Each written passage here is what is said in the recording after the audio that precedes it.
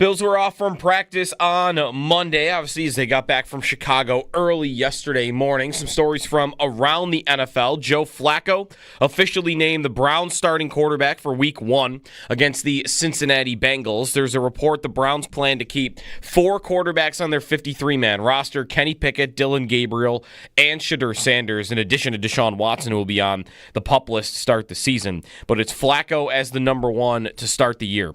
Commanders running back Brian Robinson did not play in their preseason game against the Bengals last night. He and the team mutually agreed to make him inactive as they talk trade, despite the Commanders playing almost all of their starters. It was third-year back Chris Rodriguez who got the start. Miami signs edge rusher Matthew Judon to a 1-year deal. DeAndre Hopkins dealing with a nagging knee injury in Baltimore. He did not practice yesterday.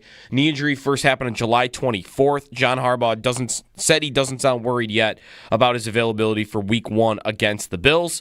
Gabe Davis, still a free agent, has been for a couple months now. He's expected to have a second meeting with the Pittsburgh Steelers either today or tomorrow. Major League Baseball, Blue Jays lost again, this time to the Pirates, 5-2, but the Red Sox also lose 6-3 in Baltimore, so Toronto's AL East lead remains at 5. That's your Paddock Chevrolet Sports Update. Paddock Chevrolet celebrating 90 years of being your hometown dealership.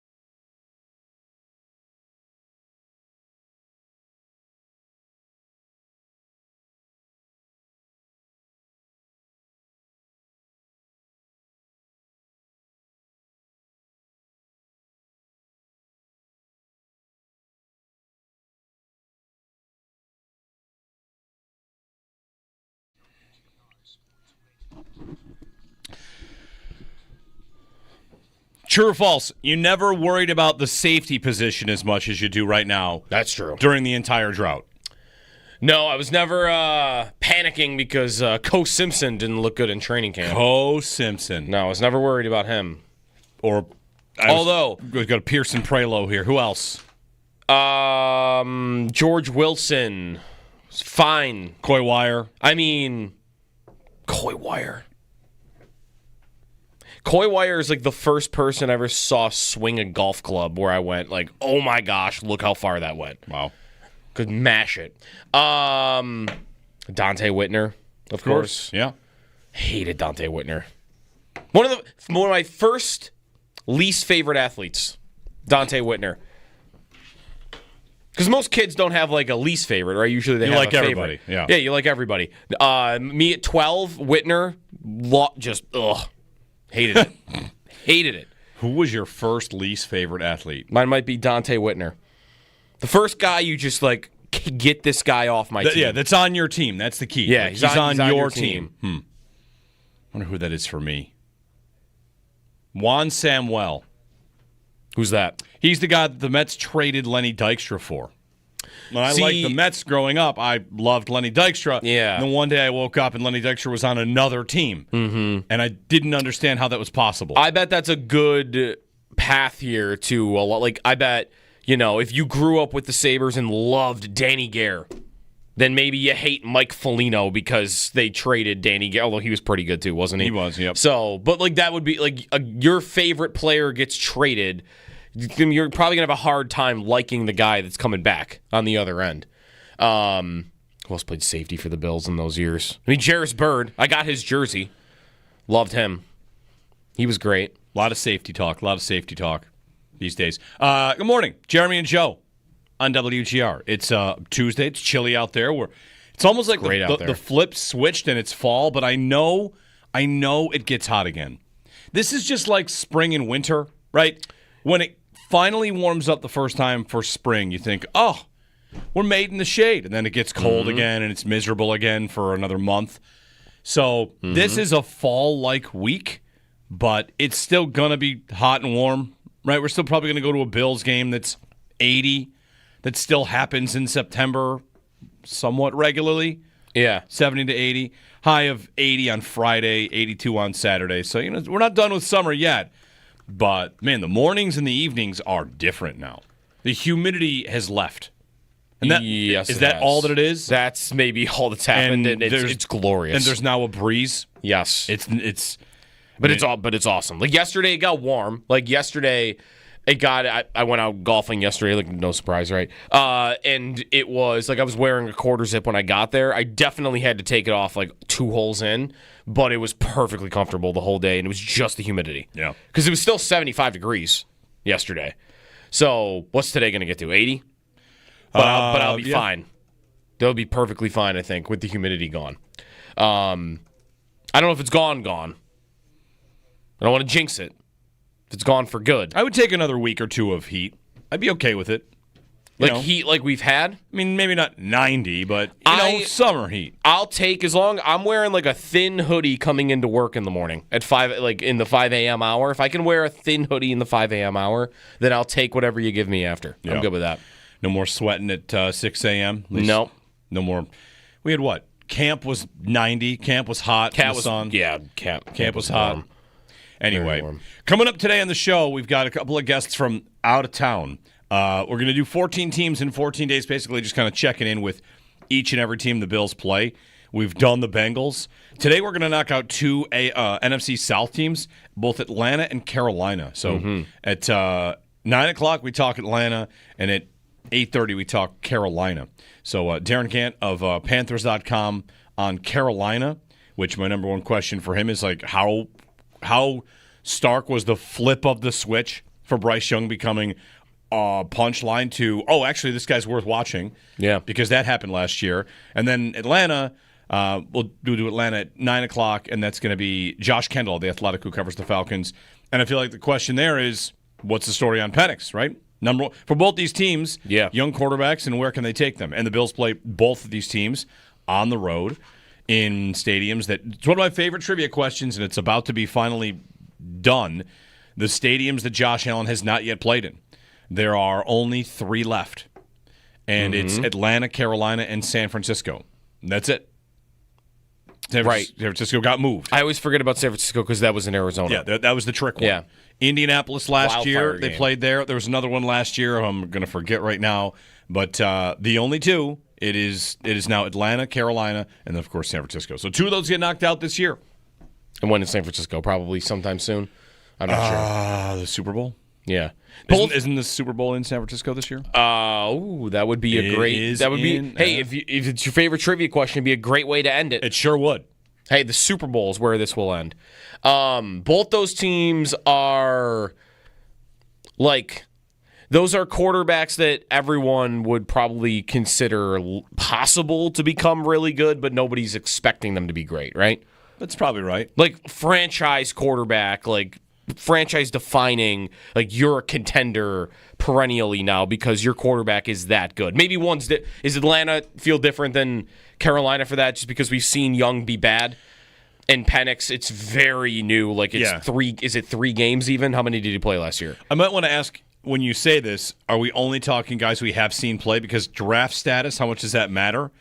I would say the 2 guys they presently have. Although, is Carolina a bad year away from moving on from Young, whereas Atlanta is probably a couple of years with Penix minimum. Yeah, I wonder. And Penix did look good last year. Like in the little bit I saw, like he's got a laser for an arm, and I like that part of it. One fact about Atlanta is they have a lot of left-handers on the team. The center is left-handed, and the quarterback is left-handed. Like he snaps the ball left-handed? Yes. I don't know if I've ever seen that before. And I think maybe the running back is left. They have a lot of lefty. Yes, they have a lot of left-handed players on their team. Okay. For whatever that's worth. I mean, it doesn't really. I've never thought about whether a running back is right-handed or left-handed, but no, they kind of add that in. There's a cute little story about how they've got a lot of lefties on their team. Bijan Robinson is a lefty? I believe I saw that too. Like there's a lot of maybe even Drake London is left-handed. Does that help when the quarterback is handing him the ball off? I don't know. I've never thought about it. I've never thought about it. Most of my left and right is Sabres right shot defenseman. That's all I think about with lefties and righties. The only time I ever thought about it was last year after Josh Allen injured his hand against the Cardinals, and for like 3 weeks he only handed the ball off with his right hand. and that was weird. And I noticed, it was noticeable. Only time I've ever thought about it, which was 2-3 weeks. I think he was done with it after a couple games. Maybe it's not Bijan, but it's there's a wide receiver. I think it's Drake London might be left-handed. Anyway, The Falcons starting center, center, quarterback, running back, and receiver are all left-handed. And This comment I saw is it might be the first center, quarterback, southpaw combo in history. Look at the facts we're giving you at 6:10 on a Tuesday. That the Falcons are southpaws. Yes. You're listening and thinking, man, how deep is the show going to go? 10 minutes in, and we got the left-handed center of the Falcons is an anomaly. Well, if they get good, they're going to have to come up with some sort of really good nickname that is starts with southpaw if they're all going to be lefties. I'm into it. Well, I mean, he's the first. No, he's not the first. Tua. I was going to say he was first lefty quarterback, but we've got Tua. Which, by the way, there's another one of my favorite trivia questions going right now. The Falcons and the Dolphins will play. And if those two quarterbacks play, it's the first matchup of left-handed quarterbacks since we did this. You remember? I gave you this trivia question. Steve Young and nope, Michael Vick and Chris Sims. Oh yeah. 2006 is the last time two left-handed quarterbacks played in the same game. Yeah, which is a long time ago, and this would be the first time since then. I think it was 2006.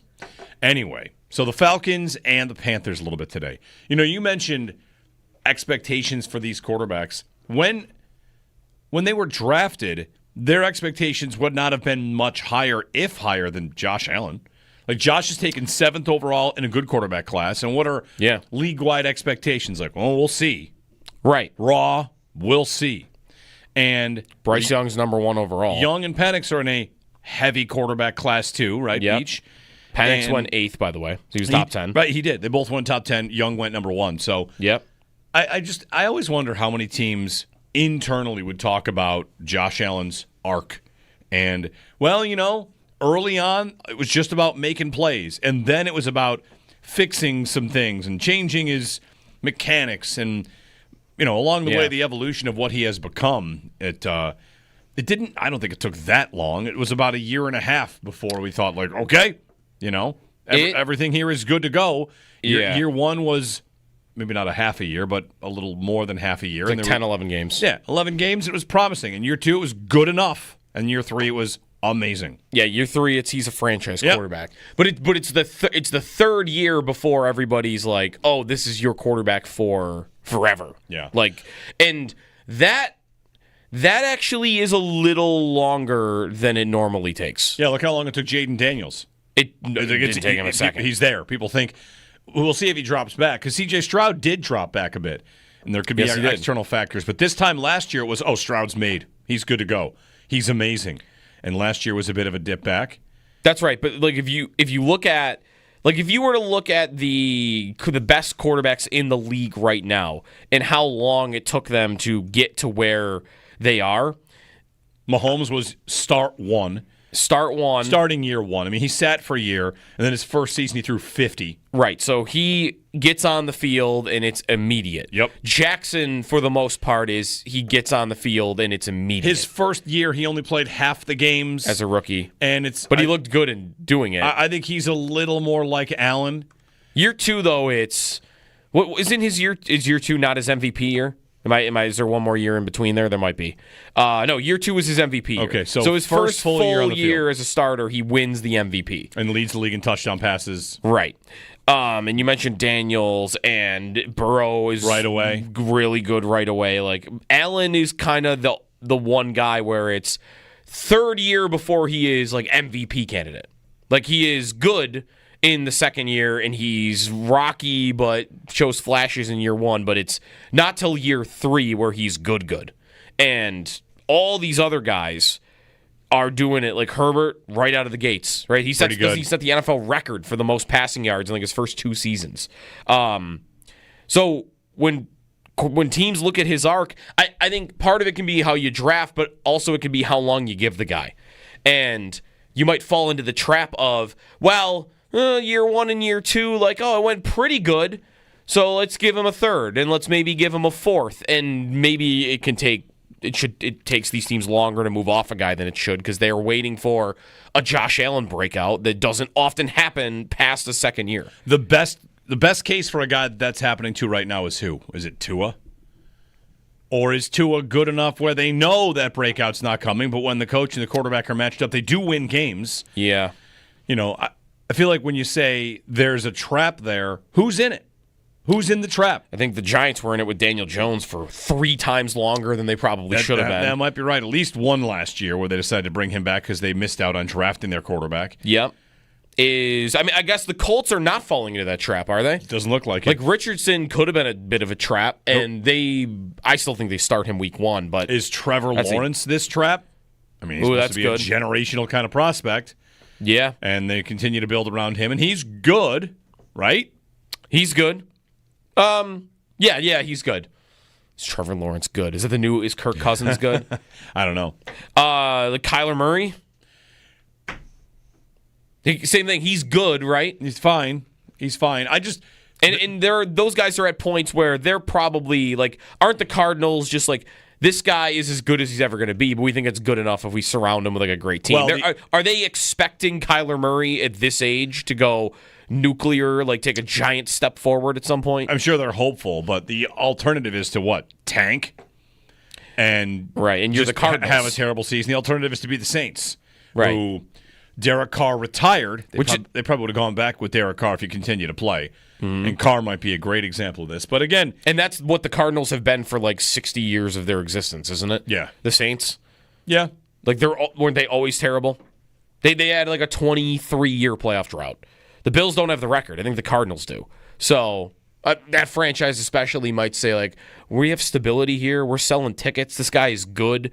Let's just keep rolling with it. I guess otherwise, though, it looks like most teams, are willing to move off guys. They're not falling into the Allen trap as much as they probably should. 803-0550. Bills have their third and final preseason game this weekend in Tampa. We kind of joked yesterday, what should they do? How should they approach this? And I heard yesterday conversation on the air about how maybe Curtis Samuel plays in this game because they need him to get reps. Is this going to be the Curtis Samuel-Cole Bishop game? Because the two of them, they need to get in. They need to play. Yeah. Is the third preseason game – we used to have 4. Has the third preseason game now become, everything that went wrong for you, try to fix it now? Yeah. Get Cole Bishop on the field. Get Curtis Samuel on the field. Who else has been hurt too much and needs to be on the field for the Bills? Anybody that needs reps, get them out there against Tampa. And whoever their backup quarterback is, who I'm not going to remember who that is. Who's behind Baker? I don't know. Kyle Trask. Oh, right. Okay. Second-round pick, right? Who was a second-round pick and has, never played. Yeah. No Josh Allen, though, under any circumstances. Everybody in agreement on that? No way. Especially, did everybody see Burrow last night? Running for his life getting smoked by Commanders linemen. Are you ready for a hot passes? take? Are you ready for the hottest take I've had in a month of last night? Sure. We're going to call him Fancy Kirk Cousins again? No. I have a hot take. It's maybe not quite a let's get stupid, but the Bengals last night playing Burrow because they're trying to prove a point. Mm-hmm. What they're actually trying to do, I'm going to go ahead and hot take, but you tell me where it's wrong. They're priming the pump to try to get him to win the MVP. They're already showing. What do you see last night? What did you see in week 1? Burrow, electric. The defense, a disaster. And they're getting early returns on our guy's going to win the MVP. We're going to show him off before the season and make sure he's top of mind, and he's going to go win the MVP. Have you seen the numbers? Already in the preseason. The idea is, why play him? Oh, we want to start faster. Yeah, I know. Well, you do. You want to start faster. How long's he got to play? He played a perfect game in their opener, pretty much. He was nearly perfect last night again. His stats are amazing. Other than the 2 times he got destroyed by Commanders linemen because his line can't block. Right. Really, really smart play there from Cincinnati. Real top-tier organization in terms of the intelligence that they manage with. Let's throw our entire season out there in a preseason game against Washington. That's what I mean. You want him to win the MVP. You're throwing him out there to the Wolves to get destroyed. Well, they want everybody to start thinking about it now. They want him to win the MVP, and they want to show everybody now. There's my hot take. Who is doing that in the preseason? It's priming the pump. It's the way that it works. It's a psyop trying to make it make sense otherwise. Psyop. It's a psyop. They're trying to get us to think about Burrow winning the MVP early. But who's thinking that this morning? Show me his odds. Have they moved? No I bet they've chance. moved. I bet they've moved. The only thing I'm going to bet them up because this is give me that FanDuel futures day. I'll bet Burrow. His stats look good last night, but the only thing that I saw, I don't know, this is my algorithm or my feed, is the 2 times he got hit last night. So maybe he was he amazing though? They put up did the receiver Tinsley outshine him because he made like 2 insane grabs in a row? They put up 28 first half points. Burrow led 2 scoring drives. 9 of 10, 123, 2 touchdowns against the Eagles in their opener. And yesterday, 9 of 14, on their opening drive, 4-yard touchdown to Charlie Jones. And, he was great again. Listen, though, if you want him to be thinking MVP, then you probably don't want the backup coming in and outshining him. Because Jake Browning looked awesome. I watched him a lot yesterday and thought that's a backup quarterback right there. That guy's slinging it down the field. He's done that in regular season games, too. He has. Should he get a starting job somewhere? No. Well, maybe. He looks good. But, man, I don't know about the MVP this early. I'm looking at his odds, and his odds have not moved. Where are to they? your disappointment. They are plus 600, which is just behind Allen and Jackson. All right, it's a close race. You got to make sure you go ahead and get that conversation started early. Listen, I would, not that last night is the reason I would say this at all, but I would have him above Josh in the odds. Yeah. Odds to win. Odds to win, winning it 2 years in a row. I think just the way the award works, the way the voters work, it's such a stupid science, the whole thing that goes into it. But part of that stupid science is I think it's a lot harder to win it 2 years in a row, and we just saw that from Lamar Jackson. So Allen winning it this year, I think he'd have to be 1,000 more yards, 10 more touchdowns. Like, just the standard's going to be higher. So they want a story. Burrow winning his first and dragging a carcass of a roster to the playoffs, I think, is a really good possibility. Well, the way for Allen to get 1,000 more yards and 11 more touchdowns is for the defense to still be a mess, right? That would be true. And even if they are, the Bills are a team that doesn't play like the Bengals. They are trying to kind of slow play games. They have fewer plays per game. They're not going to play like the Bengals. They would, even given the Bengals defense, if you gave the Bills the Bengals defense, what would they do? Run the ball a lot more than Cincinnati does. And they would kind of slow games down. It's just their style. Right now, the Bengals. So, again, this is kind of like, again, I told you it was a hot take. The Bengals defense in the preseason had given up 8 scoring drives on 14 possessions. Preseason defense, which is 3.42 points per drive. Last year's worst NFL defense was better than that by a good margin. So their preseason defense isn't instilling any sort of confidence in what they might become. No. So Burrow goes, I mean, listen, if Burrow had dragged them to the playoffs last year, he probably should have won the MVP. But he didn't. So Josh did. And this year, as long as they don't get that slow start, isn't he? Put it this way. This is where the MVP is so stupid, though, isn't it? Really dumb. Where it's literally like, Joe Burrow, your team wasn't good enough to get you to the playoffs, so sorry, your team around you is not good enough to win MVP. And then it's like your team's amazing around you, and it's like, oh, no, not that good. Right, your team's we don't want too your good. team to be that good. Yeah. We want your team to be like, average. Your team's bad and you miss, we're not going to give it to you. If your team's amazing and you're the 1 seed, we don't want to give that to you. Although they will do that, right? And then there's what if I run for 2,000? And then Josh is right in the middle. What if I run for 2,000 yards? Sorry, you have to throw the ball. Right. You have to throw the ball if you want to win the MVP. The Bills kind of have a perfectly set up MVP roster, don't they? Because they don't have a ton of stars, and it's a really good roster that will take the shine away from Josh. But it's still a good roster, right? Whereas the Bengals have stars, but they have like 3 of them, and then a bunch of bad players. It makes it tough for him. Like, really, the other thing about MVP is it 10 years that it's been a 1 or a 2 seed that's won the MVP in each conference? And can Burrow win it without getting that? Because it seems unlikely to me that the Bengals are going to be the 1 seed. And if it's been 10 years since that's happened, maybe Burrow would be the first in a while to be like, hey, we're going to give it to the quarterback of the 5 seed. Didn't even win his own division. You want to really fire up the Lamar Jackson people, have him win the division and then give the MVP to Burrow this year. That's going to be take-pocalypse and then the MVP race down the stretch. Jackson's going to win the division, and they're going to give the MVP to another guy in the division. I already regret my hot take because I did not intend to get us into MVP. MVP talk. It's been a while. I did not intend for that. Well, here we are. Anyway, 8030550. Good morning. Jeremy and Joe, Owen and Josh are here as well. The chat's open. You can fire something our way. I listened to the station a lot yesterday. It's the Cole Bishop conversation and what Sal had to say about Jordan Hancock. Mm-hmm. How he might get in the mix at safety. I was looking up safeties that could be traded yesterday at one point on other rosters. That's how far into the weeds I was going on it. Didn't really find a good one, by the way. Well, this time of year you get a tough internal question. How much should I worry about anything? I had somebody writing to me yesterday. Who cares? They're going to win 13 games. Like, well, yeah. Josh Allen remains really good. We're not confused about that. I don't think anybody's confused about that. The idea is also, though, to have other really good players, and sometimes people might want to talk about those other players that would help push the amazing quarterback over the line. 8030550, our phone number, Jeremy and Joe. Give us a ring. We'll chat about, the safety position, where the Bills kind of sit right now, how to handle the final preseason game, and much more. Burrow and Cincinnati, Daniels, and Washington. They put on a show last year in the regular season, and last night on the field was good too. Brian Robinson looks like he's getting traded, and Ja'Cory Krosky-Merritt's breakout began last night. So plenty of football stuff and check-ins on the Panthers and the Falcons as well. Here in WGR today.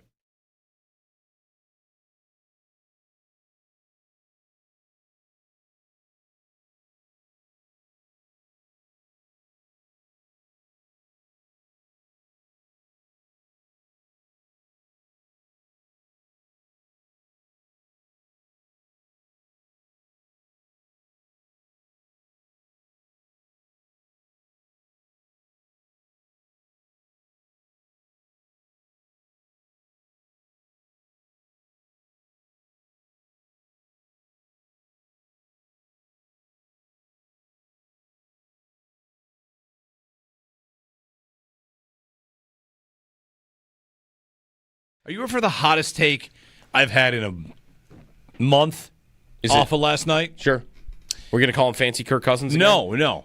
I have a hot take. It's maybe not quite a let's get stupid, but the Bengals last night playing Burrow because they're trying to prove a point. Mm-hmm.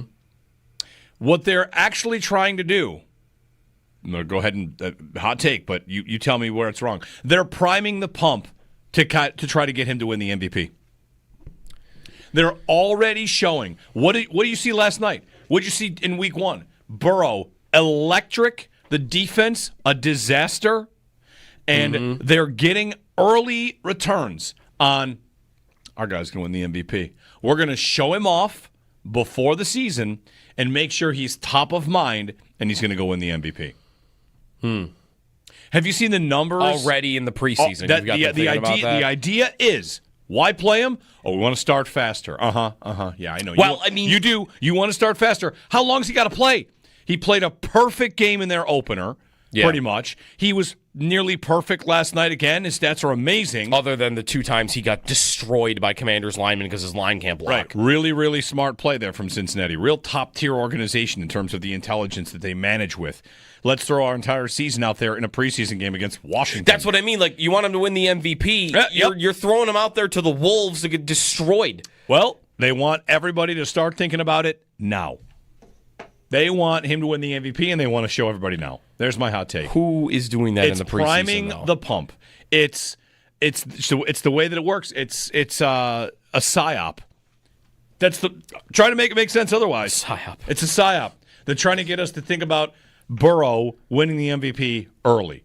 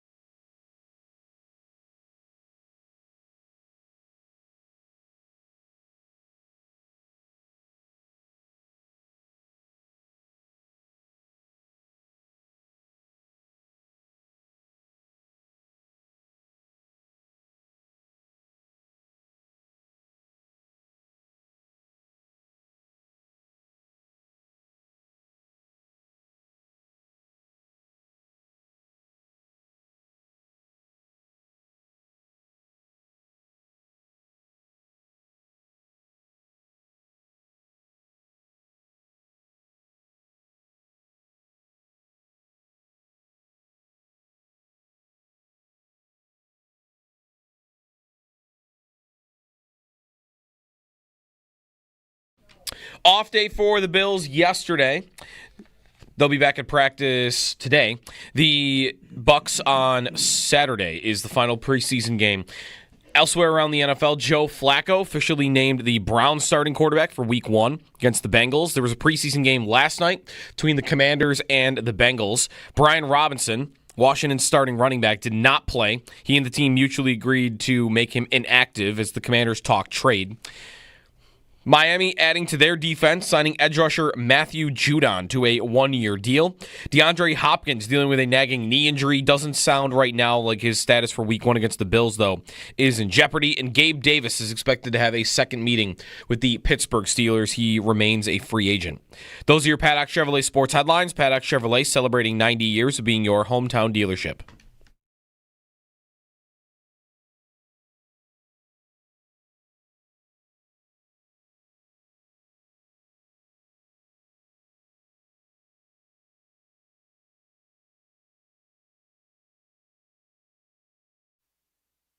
Under 20 to go, end zone shot. Tinsley, come on. Did he catch it? Touchdown is the call.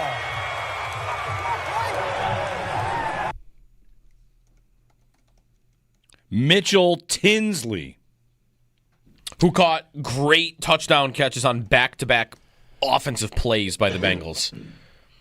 He caught a spinning touchdown, I think it was that one, and then they got an interception, and then on the next play they had offensively, he caught another 30-yard back shoulder touchdown catch. 5 for 73, 2 touchdowns. Yeah, 5 for 73, 2 touchdowns. He was on the Commanders last year. Where's his ADP right now, Joe? I'm trying to tell everybody. Mitchell Tinsley should be climbing. 235. His picture on Wikipedia is in a Commander shirt, which is the team they played last night. I don't know if he'll actually make the team, though. 803-0550. I put a question up. I didn't want to put a poll in there because... Should the Bills trade for Mitchell Tinsley? That's not your poll? I mean, don't talk me out of a good time. No. How's everybody feeling about the Bills' defensive overhaul right now? How do you feel about it? How do you like their chances? Brandon Beane on the broadcast of the last preseason game where they got, the Bears game. He's asking, he's talking, we went back in, we looked, and we got to kind of turn things over on defense. We got to get to the passer. We got to get to Burrow. You want to get those, you playing with these guys, you got to get them on the ground. And, of course, there's more to defense than just getting the quarterback on the ground. So, here we are a couple weeks out from the season. You've seen the offseason. You've seen preseason. You've heard from camp, whether it's injuries or whatever. How do you feel right now about the Bills' defensive overhaul? Confident? I feel like you want to know why I didn't put up a poll on this on Twitter?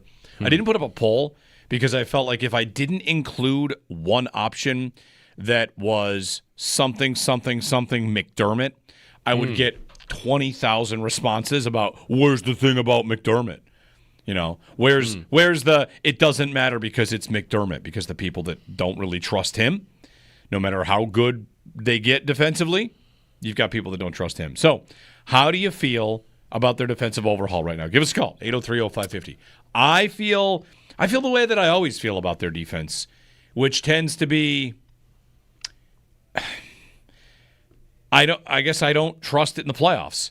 And it's hard to get excited about it before that because I've seen them be a great defense, and in the playoffs, whether it's injuries or whatever it is, there's always a reason there. And the thing that has me nervous right now is, yes, safety. Yeah. I was nervous going into the season. I was kind of nervous about it a little bit last year at the draft, those 3 days where we talked about Malachi Starks as an idea. I immediately kind of got on board with that idea. We did not talk about receiver every single minute of every single day. I had a summer fling with safety. I think the Friday before the draft, we mostly talked about Xavier. Malachi Starks. Malachi Starks, thank you. Malachi Starks. Yeah. That came out that the Bills were targeting Malachi Starks, and I thought that makes sense. The only thing about it that didn't make sense would have been, well, you just invested a second-round pick in Cole Bishop. Okay, that might be true. To which I, during that conversation, was wanting to point to Taylor Rapp. They like Taylor Rapp a lot. I think Taylor Rapp's a pretty good player, but their commitment to Rapp is not big, and I thought that should not prevent them from drafting a safety. Kind of going back to that conversation about safety that day, it sounds a lot like the receiver conversation sounds now, where it's, well, you can't pass over this guy because you've already made commitments to him, right? You can't have Samuel not on the roster. He's due $9 million. You gave him a lot of money, more, 2.5 guaranteed. Like there's reason to think those guys will stay on top because of the commitment you made to a degree, and we'll see if that ends up being true. But the day we talked about safety and flirted about the idea of Malachi Starks, I thought, and Nick Emenwari was another one. Nick Emenwari was another one that people thought maybe they could be after Nick Emenwari. I thought it made sense to try harder at that position, especially when Poyer and Hyde were here, Rapp was too. Right. At one point they had, if you want to count Taylor Rapp as a starting safety, 3 starting safeties as part of this defensive build. When they signed Rapp in free agency, it was very much this guy can play, and he's going to get in the mix, and maybe they'll re-sign him. And then they did. And now, starting safeties, Rapp would have been your 3rd starting safety at that point. Now he's definitely your best starting safety. And whether it's Bishop or Hamlin or Forrest or Cam Lewis or, throw another name out there, it's just it makes me nervous because I have, for the longest time, felt like Sean McDermott, even though they talk about the trenches, he builds his defense from the secondary in. He's always doing a good job with the secondary. And last year they didn't have the horses. And this year, well, at least at safety, they're running back with the same horses. So there is a lot riding on Cole Bishop just kind of clicking and starting to get it. It's not just they drafted a second-round rookie. They identified him. He's here, and he wasn't healthy. He was behind, and now we're still kind of talking about that. So I feel fine about their front 7. I feel like I want the offense to be the unit that wins it anyway. But safety, I'm as nervous about safety as I was last year. And maybe more so because they're kind of running it back with a group that last year was, I think, pretty bad. Out of 104 safeties last year, the Bills, 3 safeties that played at least 25%. So that includes Bishop, ranked 50 out of 104, 55th, 87th, and 88th. And guess who was 55th? PFF grades? PFF grades and coverage grades. 55th was Cam Lewis. No, it was Hamlin. Okay, Hamlin. The one that nobody wants to see play in week 1, right? And then Rapp, 87th, and Bishop, 88th last season amongst safeties. And that's Bishop, you would hope, is going to be a lot better than that, playing full-time if he's going to play full-time. Safety's like the headline right now because we were spoiled for a long time. Long time. Spoiled by 2 awesome safeties. They ran the show. Right. It wasn't just back there and reliable, which is kind of, doesn't it feel like we would settle for reliable right now? And this is not, by the way, this is not about the Bears game. It's the Bears game just kind of highlights something that we had been talking about and waiting to see. And Rapp and Bishop getting reps together, something that going into the Bears game, it was McDermott says they have to play together. They need reps. They need to get on the field. So it's not. I don't think it's a panic. I think it's just a confirmation of something that we've been talking about. Yes, absolutely. But it really is that's not the only thing on the defense. Like, to me, I'm skeptical that they're going to be a lot better on the defense because everything they've added kind of has this, or even a negative connotation attached to it for, hey, how's it going with everything they've added except for maybe 2 guys this offseason on the defensive side of the football. You could say, oh, that's going great. Tre'Davious White, that's one of them. That's going great, right? You re-signed him, and all signs are he looks way closer to what he used to be than maybe anybody would have predicted. And it's training camp, so grain of salt, but that looks good. The grain of salt on some level has to be like covering these receivers that don't often uncover. That's whatever. That's part of it. But sure. Bosa, he's healthy right now. That's win. Joey Bosa, at the moment he's on the field and practicing, win. And he had a great performance in the joint practice by all accounts. Everything else, Max Hairston on the injury shelf, not practicing. Michael Hoyt is suspended. Larry Ogunjobi is suspended, and maybe, I don't know, is he going to get cut? Joe Biscali was writing about that this week, maybe. Sal was telling us how TJ Sanders and Deion Walker didn't necessarily have a great game. And the coach said, hey, we wanted to see more out of them in the preseason game, which usually implies you didn't like what you saw early on to give them more reps than maybe you were planning on. So, but I'm not down on those two. Those two might be two of my favorite ads so far. Landon Jackson hasn't done much this summer at all. And then I've got my safety duo here. To me, if I were going to say this moment, hey, the defense is going to be way better. 6 months into the future, me comes back in time and says they're going to be way better on defense. How would it look? Because right now, their safety duo being way better doesn't feel likely. You wouldn't be confident in that. Right now, I might look at their defense and say, okay, that's because Milano and Bernard stay healthy and played together all year. Yeah. And we haven't seen those two together. And Milano is back to form, and Bernard is healthy, and your linebacker duo is rock solid. That's how you did it. That'd be my guess. If they get way better on defense, it's those two. Because everything else kind of has I don't really know how that's going right now. All right, and those two have been provably great and big-time playmakers, like splash players. The latest Trey Hendrickson stuff is maybe New England. New England might make an offer. Their GM flat out said he's ready to make a big deal. Elliot Wolf. Yeah. Which I don't know how often you hear a guy say that, but he says he is absolutely open to make a big deal right now. Maybe New England poaches Trey Hendrickson. There's also a name in New England that you could maybe think of for a Bills trade. You've seen that? No. Kyle Duggar. Safety. Yes. He played late into their last preseason game. Okay. He is basically a non-factor for them, not thought to be on the way to making their roster. So I don't know if Kyle Duggar is someone you liked going back way back when, but he's a 29-year-old safety, and he's pretty far down on the depth chart.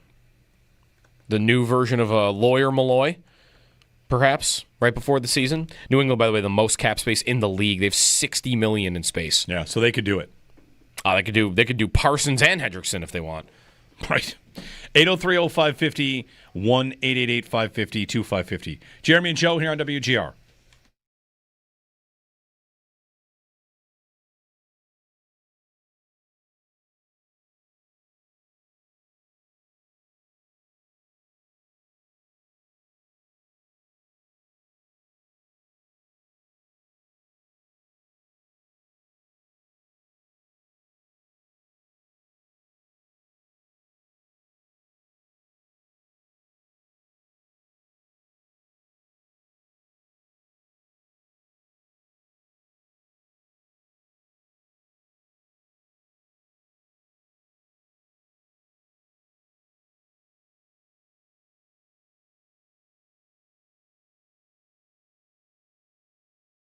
How's everybody feeling about the Bills' defensive overhaul right now? How do you feel about it? How do you like their chances? Brandon Bean on the broadcast of the last preseason game where they got the Bears game. He's asking, he's talking. We went back in, we looked, and we got to kind of turn things over on defense. We got to get to the passer. We got to get to Burrow. You want to get those? You playing with these guys? You got to get them on the ground. And of course, there's more to defense than just getting the quarterback on the ground. So. Here we are, a couple weeks out from the season. You've seen the offseason, you've seen preseason, you've heard from camp, whether it's injuries or whatever. How do you feel right now about the Bills' defensive overhaul? Confident? I feel like you want to know why I didn't put up a poll on this on Twitter? I didn't put up a poll because I felt like if I didn't include one option that was something McDermott, I would get 20,000 responses about where's the thing about McDermott? Where's the it doesn't matter because it's McDermott, because the people that don't really trust him, no matter how good they get defensively, you've got people that don't trust him. So, how do you feel about their defensive overhaul right now? Give us a call, 803-0550. I feel the way that I always feel about their defense, which tends to be I guess I don't trust it in the playoffs. And it's hard to get excited about it before that. Because I've seen them be a great defense, and in the playoffs, whether it's injuries or whatever it is, there's always a reason there. And the thing that has me nervous right now is, yes, safety. Yeah. I was nervous going into the season. I was kind of nervous about it a little bit last year at the draft, those 3 days where we talked about Malachi Starks as an idea. I immediately kind of got on board with that idea. We did not talk about receiver every single minute of every single day. I had a summer fling with safety.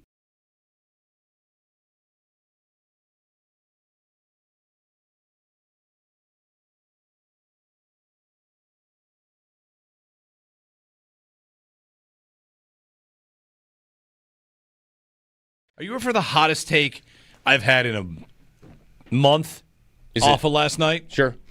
We're going to call him Fancy Kirk Cousins again? No. I have a hot take. It's maybe not quite a let's get stupid, but the Bengals last night playing Burrow because they're trying to prove a point. What they're actually trying to do, I'm going to go ahead and hot take, but you tell me where it's wrong. They're priming the pump to try to get him to win the MVP. They're already showing. What do you see last night? What did you see in week 1? Burrow, electric. The defense, a disaster.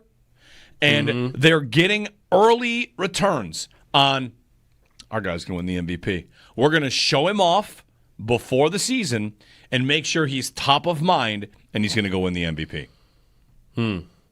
Have you seen the numbers? Already in the preseason. The idea is, why play him? Oh, we want to start faster. Yeah, I know. Well, you do. You want to start faster. How long's he got to play? He played a perfect game in their opener, pretty much. He was nearly perfect last night again. His stats are amazing. Other than the 2 times he got destroyed by Commanders linemen because his line can't block. Right. Really, really smart play there from Cincinnati. Real top-tier organization in terms of the intelligence that they manage with.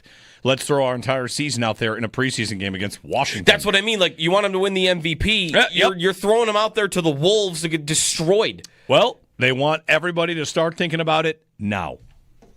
They want him to win the MVP, and they want to show everybody now. There's my hot take. Who is doing that in the preseason? It's priming the pump.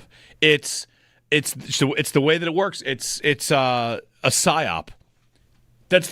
Try to make it make sense otherwise. Psyop. It's a psyop. They're trying to get us to think about Burrow winning the MVP early.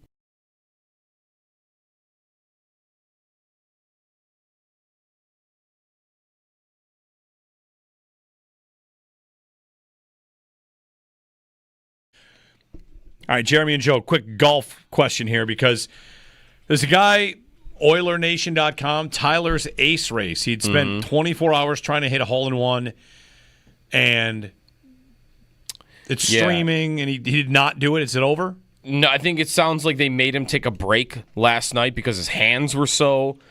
Yikes. Whatever. 1,940 balls it looked like he hit before he did that, before he took a break, and he's going to pick it back up this morning. Yeah, I have one question about this. You see this a lot on social media. Like, you get 24 hours to hit as many balls as it takes. Could you get a hole-in-one? And if you do, you win this. And if you don't, you go to jail or whatever. Like all these internet questions. This one's just for charity. I don't think he's going to jail if he doesn't get it. My question is, for this Tyler guy, his Ace Race, who on earth picked 160 as a distance? 160. Listen, that's not a big par 3 on a regular golf course. It's, maybe mid-range. It's not short. You tell me if I'm going to hit golf balls for 24 hours, I'm going to try and beat 160? 160. No, sir. It's a little long. What's the number here? Like, I want it to be 130? I was going to say 110. Sure, I'd love 110 to 135. Okay. I don't want to go much higher than that. 160. Because I'm not going to 160, I'm taking a full hack, right? Yeah, it's full swing. With whatever club I have. Whereas if I get down to 110, like certain clubs, maybe my hands are getting a little, the little raw, whatever, and I'm afraid of blisters or whatever. So, all right, let me hit an easier pitching wedge or something. It's like I have options. 160, I feel like I'm taking a full swing almost no matter what. For sure. 160 is, again, I don't think it's not a big par 3, but it's meaty enough. And it makes me think about... You just don't have to do it. No, right. Why do 160? It makes me think about the NFL draft where a team wants a first-round pick. And there's number 1 overall, and then there's number 32 overall. Those are both in the first round. Those are both par 3s. Right. What, Tyler, why not play one that's 205? Imagine if he said, like, I'm going to do a par 3 challenge. I'm going to hit 24 hours of golf balls. How long's the par 3? Oh, 224. Yeah. What? Why would you do that? Right. What was the place at the LA Country Club? Wasn't there a hole that was 80 yards? An actual PGA? Oh, yeah. The small, maybe 93 yards. If they could play 93 on the tour, Tyler, in your charity event, cut that thing down. 81 yards. 81 yards on the tour. Yeah, shortest hole ever played at a U.S. Open. They played an 81-yard hole at the U.S. Open, and my guy Tyler's here playing 160 for 24 hours. 60. Tyler. Yeah. Man, somebody help him out. Yeah. Come on. That hole, I guess, is listed at 124, but for that tournament, they made it shorter on purpose to make it more difficult. Okay. Even 124. Yes, play That's at 124. A good number. That's a good number. Play it at 124. That's tough. 803-0550, our phone number. 1-888-550-2550. Did you ever see yourself doing one of those?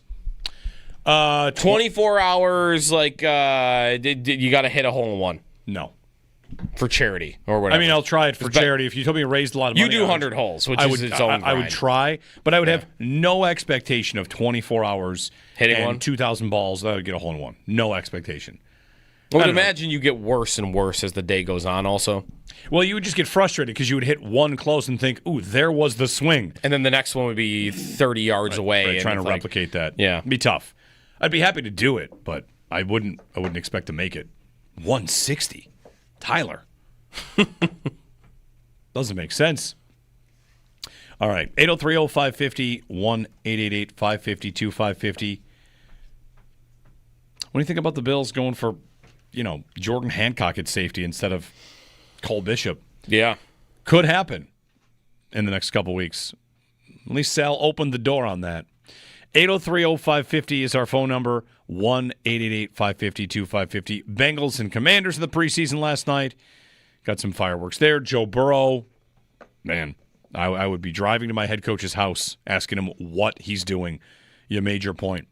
Bills have one preseason game left as well, of course, against the Bucs. How they're going to handle that, we will see. Jeremy and Joe here on WGR.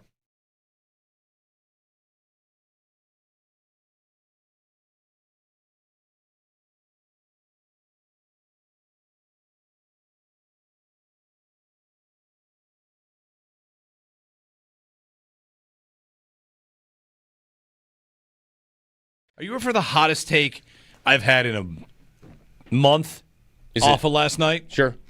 We're going to call him Fancy Kirk Cousins again? No. I have a hot take. It's maybe not quite a let's get stupid, but the Bengals last night playing Burrow because they're trying to prove a point. Mm-hmm. What they're actually trying to do, I'm going to go ahead and hot take, but you tell me where it's wrong. They're priming the pump to try to get him to win the MVP. They're already showing. What do you see last night? What did you see in week 1? Burrow, electric. The defense, a disaster. And they're getting early returns on our guy's going to win the MVP. We're going to show him off before the season and make sure he's top of mind, and he's going to go win the MVP. Have you seen the numbers? Already in the preseason. The idea is, why play him? Oh, we want to start faster. Yeah, I know. Well, you do. You want to start faster. How long has he got to play? He played a perfect game in their opener, pretty much. He was nearly perfect last night again. His stats are amazing. Other than the 2 times he got destroyed by Commanders linemen because his line can't block. Right. Really, really smart play there from Cincinnati. Real top-tier organization in terms of the intelligence that they manage with. Let's throw our entire season out there in a preseason game against Washington. That's what I mean. Like, you want him to win the MVP. You're throwing him out there to the Wolves to get destroyed. Well, they want everybody to start thinking about it now. They want him to win the MVP, and they want to show everybody now. There's my hot take. Who is doing that in the preseason? It's priming the pump. It's the way that it works. It's a psyop. Try to make it make sense otherwise. Psyop. It's a psyop. They're trying to get us to think about Burrow winning the MVP early. Like, to me, I'm skeptical that they're going to be a lot better on the defense because everything they've added kind of has this, or even a negative connotation attached to it for, hey, how's it going with everything they've added, except for maybe 2 guys this offseason on the defensive side of the football, you could say, oh, that's going great. Tre'Davious White, that's one of them. That's going great, right? You re-signed him, and all signs are he looks way closer to what he used to be than maybe anybody would have predicted. And it's training camp, so grain of salt, but that looks good. The grain of salt on some level has to be like covering these receivers that don't often uncover. That's part of it. That's part of it. But sure. Bosa, he's healthy right now. That's win. Joey Bosa, at the moment he's on the field and practicing, win. And he had a great performance in the joint practice by all accounts. Everything else, Max Hairston on the injury shelf, not practicing. Michael Hoyt is suspended. Larry Ogunjobi is suspended, and maybe, I don't know, he's going to get cut. Joe Biscali was writing about that this week, maybe. Sal was telling us how T.J. Sanders and Deion Walker didn't necessarily have a great game, and the coach said, hey, we wanted to see more out of them in the preseason game, which usually implies you didn't like what you saw early on to give them more reps than maybe you were planning on. So, but I'm not down on those two. Those two might be 2 of my favorite ads so far. Landon Jackson hasn't done much this summer at all. And then I've got my safety duo here. To me, if I were going to say this moment, hey, the defense is going to be way better. 6 months into the future, me comes back in time and says they're going to be way better on defense. How would it look? Because right now, their safety duo being way better doesn't feel likely. You wouldn't be confident in that. Right now, I might look at their defense and say, okay, that's because Milano and Bernard stay healthy and played together all year. Yeah. And we haven't seen those two together. And Milano is back to form, and Bernard is healthy, and your linebacker duo is rock solid. That's how you did it. That'd be my guess. If they get way better on defense, it's those two. Because everything else kind of has I don't really know how that's going.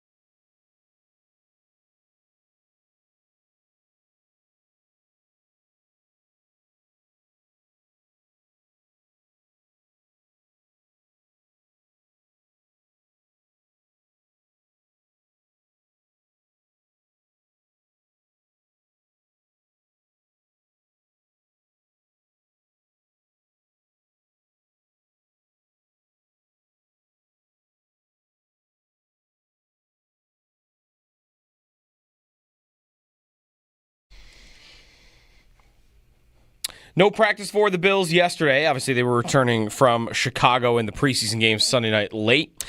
Get practice rolling this week. Joe Flacco is going to be the Browns starting quarterback for Week 1 against the Cincinnati Bengals. There is a report the Browns plan to keep 4 quarterbacks on the 53-man roster. That would include Kenny Pickett, Dylan Gabriel, and Shadur Sanders. Gabriel and Sanders are the rookies.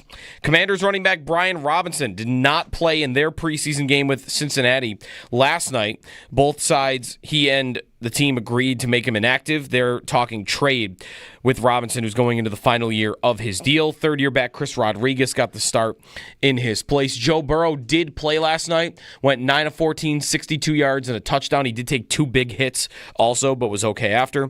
DeAndre Hopkins dealing with a nagging knee injury in Baltimore. No practice for him. John Harbaugh didn't sound too worried about his availability for week 1 against the Bills. A couple other free agent notes. The Dolphins signed edge rusher Matthew Judon to a 1-year deal. Gabe Davis is having a second free agent meeting with the Pittsburgh Steelers this week. In baseball, the Blue Jays lost again, this time to the Pirates 5-2. Vlad Guerrero Jr. left the game with a hamstring injury. He'll have an MRI today. Red Sox fall 6-3 to Baltimore, so the AL East lead remains at 5. Sean McDermott, by the way, will speak today at noon. Practice today for the Bills. That's your Paddock Chevrolet Sports Update. Paddock Chevrolet celebrating 90 years of being your hometown dealership.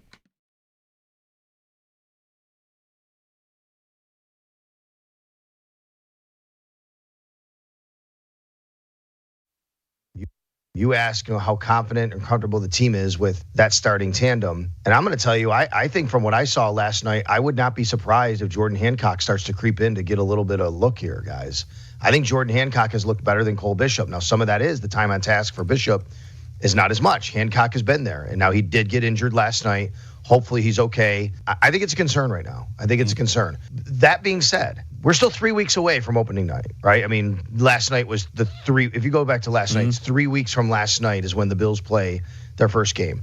That's still a lot of time to get Cole Bishop and Taylor Rapp a lot more reps. And I mean, as I sit here now, I'd still be surprised if Cole Bishop wasn't the starter and Taylor Rapp wasn't the starter.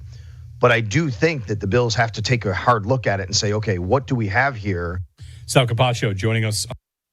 That's Sal from yesterday. Played about an hour, a full day ago. I think it was 7 o'clock yesterday. 8 o'clock. No, 8 o'clock.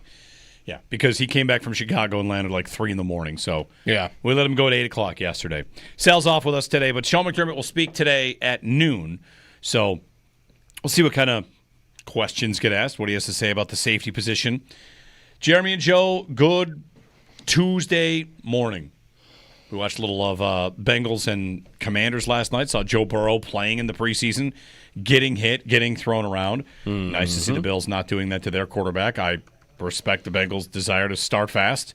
Mm-hmm. But and they won't be the last team to do this, by the way. If the Bengals start September 3-0, you will probably have more teams in the preseason saying, well, Cincinnati found that it mattered. It was really important, right? Even if it's not. The Bengals open with the Browns, the Jaguars, the Vikings. Yeah.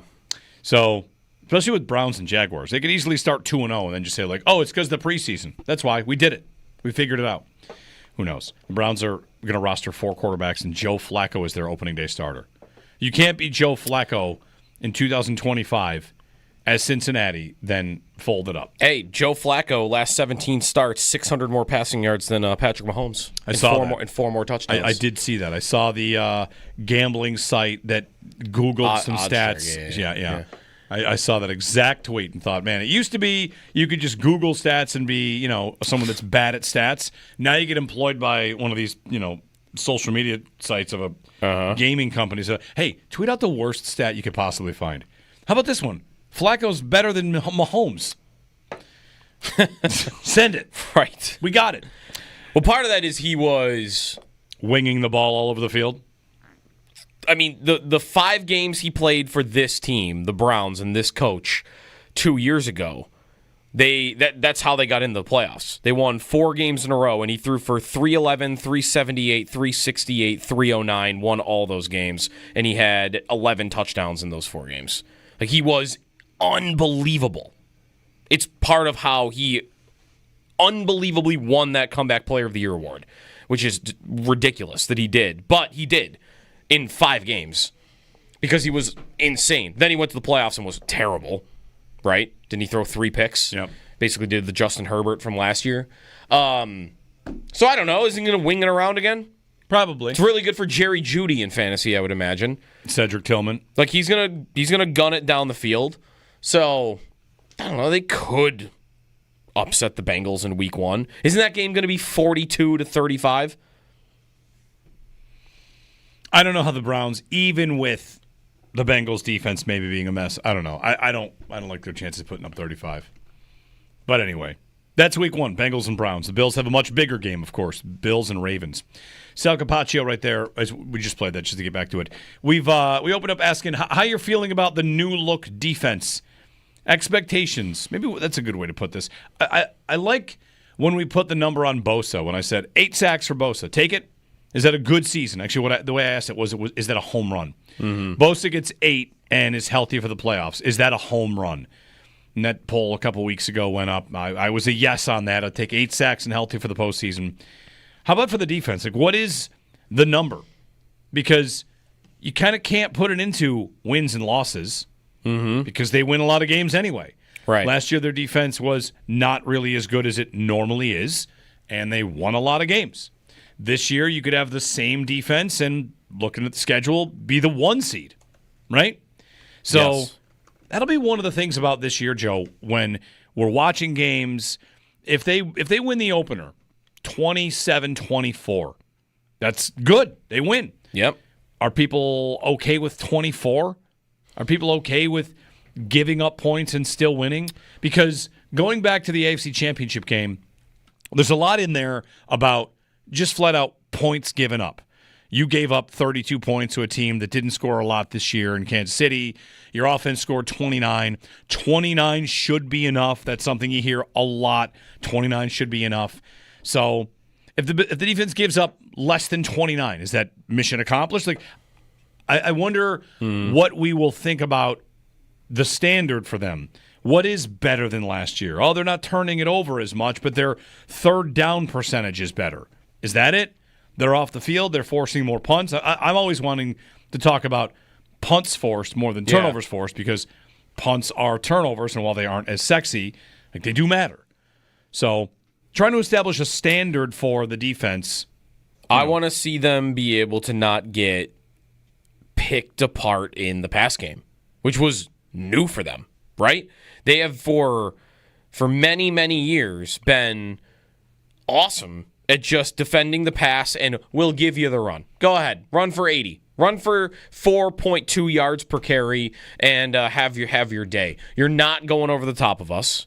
You're not getting big passing plays. And last year, for the first time, that was kind of different. And maybe that's the safety point. Maybe that's the safety point, how they were playing and the talent level of the two that were back there. But that would be my standard, is to not feel like, oh, they got a great quarterback coming into town. Well, that guy's going to rip it up. Because that's how I felt about a lot what was happening at the end of last regular season. Stafford picking them apart. And even, like, the Bills win the Lions game in part because the offense was just unstoppable. But Goff was doing that to an extent as well. They got a couple big plays, right? The defense did the job in Detroit. That game got... And they give an 80-yard touchdown to keep the game alive. Yeah, but the Bills were up, 31-14 late. I mean, the score in that game after 3 quarters is 35-21. Okay. The Lions scored 21 fourth-quarter points to make it appear closer than it really was throughout the game. Right, in part because they give an 80-yard touchdown. Sure. Like, yeah, that's when you're supposed to be playing prevent defense and not allowing big plays, and you gave up a big play. They had a 98.7 win probability before the fourth quarter began. Okay. They gave up 21 points after their win probability was 95%. But that to me would make it, that's even harder. Because you are playing prevent. It should be harder to give up more points like that at the end. On big plays? I don't agree. They did not give up an 80-yard touchdown. Also, what was the St. Brown one? I'm under St. Brown is 66 yards. Okay. That's at the end of the third quarter. The Bills are up 35-14 at the time. Okay, 66. All I remember is thinking that's the hardest thing to do is being up like that, playing prevent defense and giving up a play that long. But maybe that was only the one play in that game.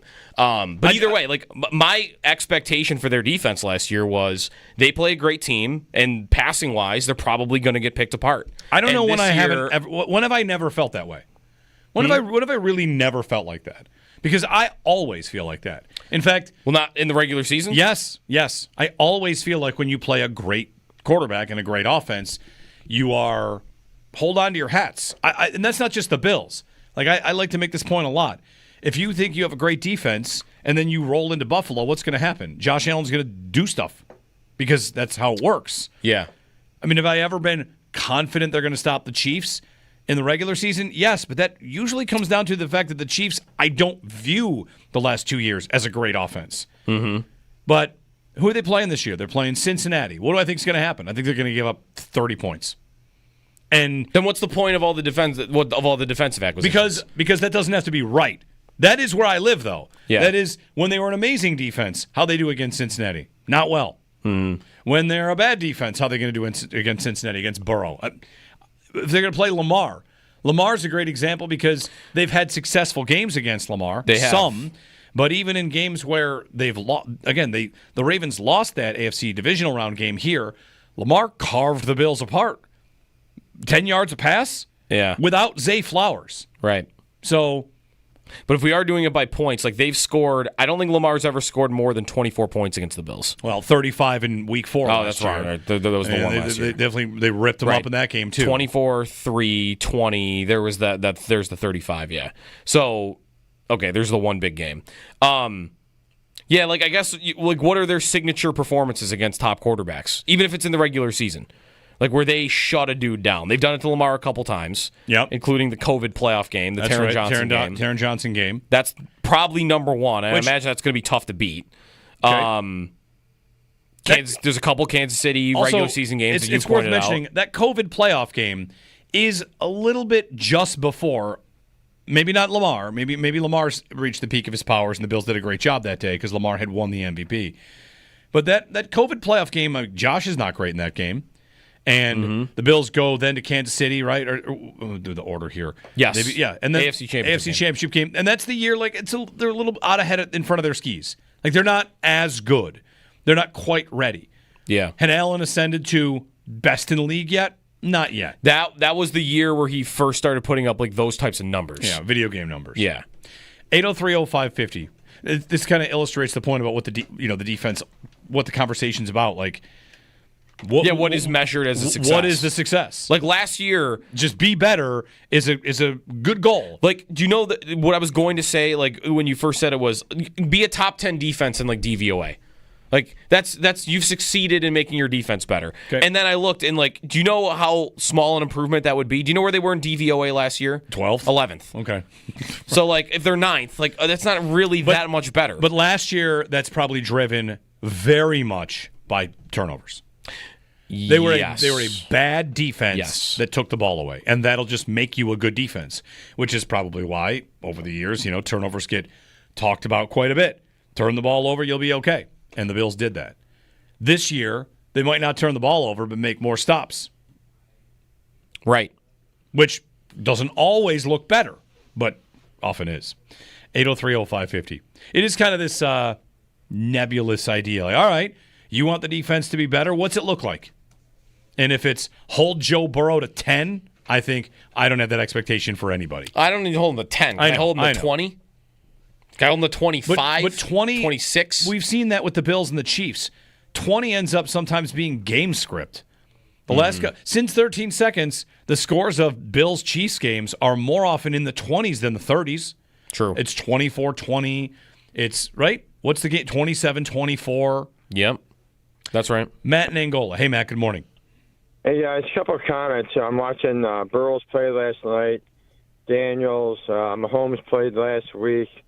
I get frustrated when, Allen's 6'5", healthy, seeing absolutely no action. I think that you can't dictate real-life play. So 7-on-7 is great practice. We have some receivers that really haven't seen Allen throw during a game. I'm watching Chicago. It just looked like we're a little bit too conservative. I know Burrow threw more touchdowns last year than any other quarterback. Was coming off an injury. Daniels weighs 150 pounds. And here we are with our man on the sideline like he's 42 and doesn't need to see any action till day one. And I think because we have new wide receivers, I think it's going to catch up. I'm wondering, A, is he going to play more than one snap next week? And B, what's the over and under for the Bills win and loss with Vegas? I'll hang up and listen. Thanks. Josh Allen last year attempted 2 passes. He went 1 for 2 for 3 yards in the preseason. And then in the month of September, he had a quarterback rating of 116.57 touchdowns, 0 interceptions. He had his highest rating of any month. He's actually better in December from like a yards per attempt. Okay. I can't imagine making the case that Allen should play in the preseason. Last year he played through three passes. He had a season where there was no preseason, and they were fine. You want chemistry with receivers, they can practice their routes, they can do lots of stuff. Maybe they need time to get on the same page. That's fine. But, man, imagine watching that game last night, seeing Burrow get thrown to the ground with 3 players fall on top of him and saying, where's my quarterback to do that? Like, I'm sorry, not interested. No way. And the Bills over-under on wins, I think it's 11.5. I think it's 11.5. Highest in the league. Yeah. Tied with Baltimore and a couple other teams that are 11.5. Yep. But no thanks. I have absolutely no interest. Watching last night, every team that has a good quarterback probably thought that. I bet it was the last game of week 2. If that had been the first game of week 2 of the preseason, you might have seen some coaches that had their starters scheduled to play say, you know what? Nah. Maybe not. Yeah, probably not. Maybe not. You see Burrow get thrown to the ground, horse-collared to the ground in the pocket. How many are even playing? Like Daniels plays last night, but he didn't attempt to pass. No, he ran, though. He ran one for a touchdown, right? Like Tua's not going to play, right? That would be nuts if Miami put him in. Rodgers not playing. Rodgers is not playing. Like is you know who does play is Mahomes. He does. And I don't know if he's playing this year. Like the Rams never play their guys. They certainly won't this year with the back injury Stafford's got. Like there's not. I don't think there's many guys left that even do it. Dak won't play. I don't think Jalen Hurts is supposed to. Like the list of guys that don't play, I think, is a lot longer now than the list of guys that do. I'm pretty sure about that. So far, I'll double check on Mahomes' preseason stats this year. They played 2 preseason games, and I have him at 1 for 1 yard. Okay. So he did not. It was a big pass. He did not play against the Seahawks. Right. There was also a game they played against Arizona. Mahomes went 1 for 1 yard. Interesting. So he has. I will tell you this. He has thrown at least 18 passes in the preseason every year. Yeah. This will be his lightest load unless he plays in the third game. Yeah.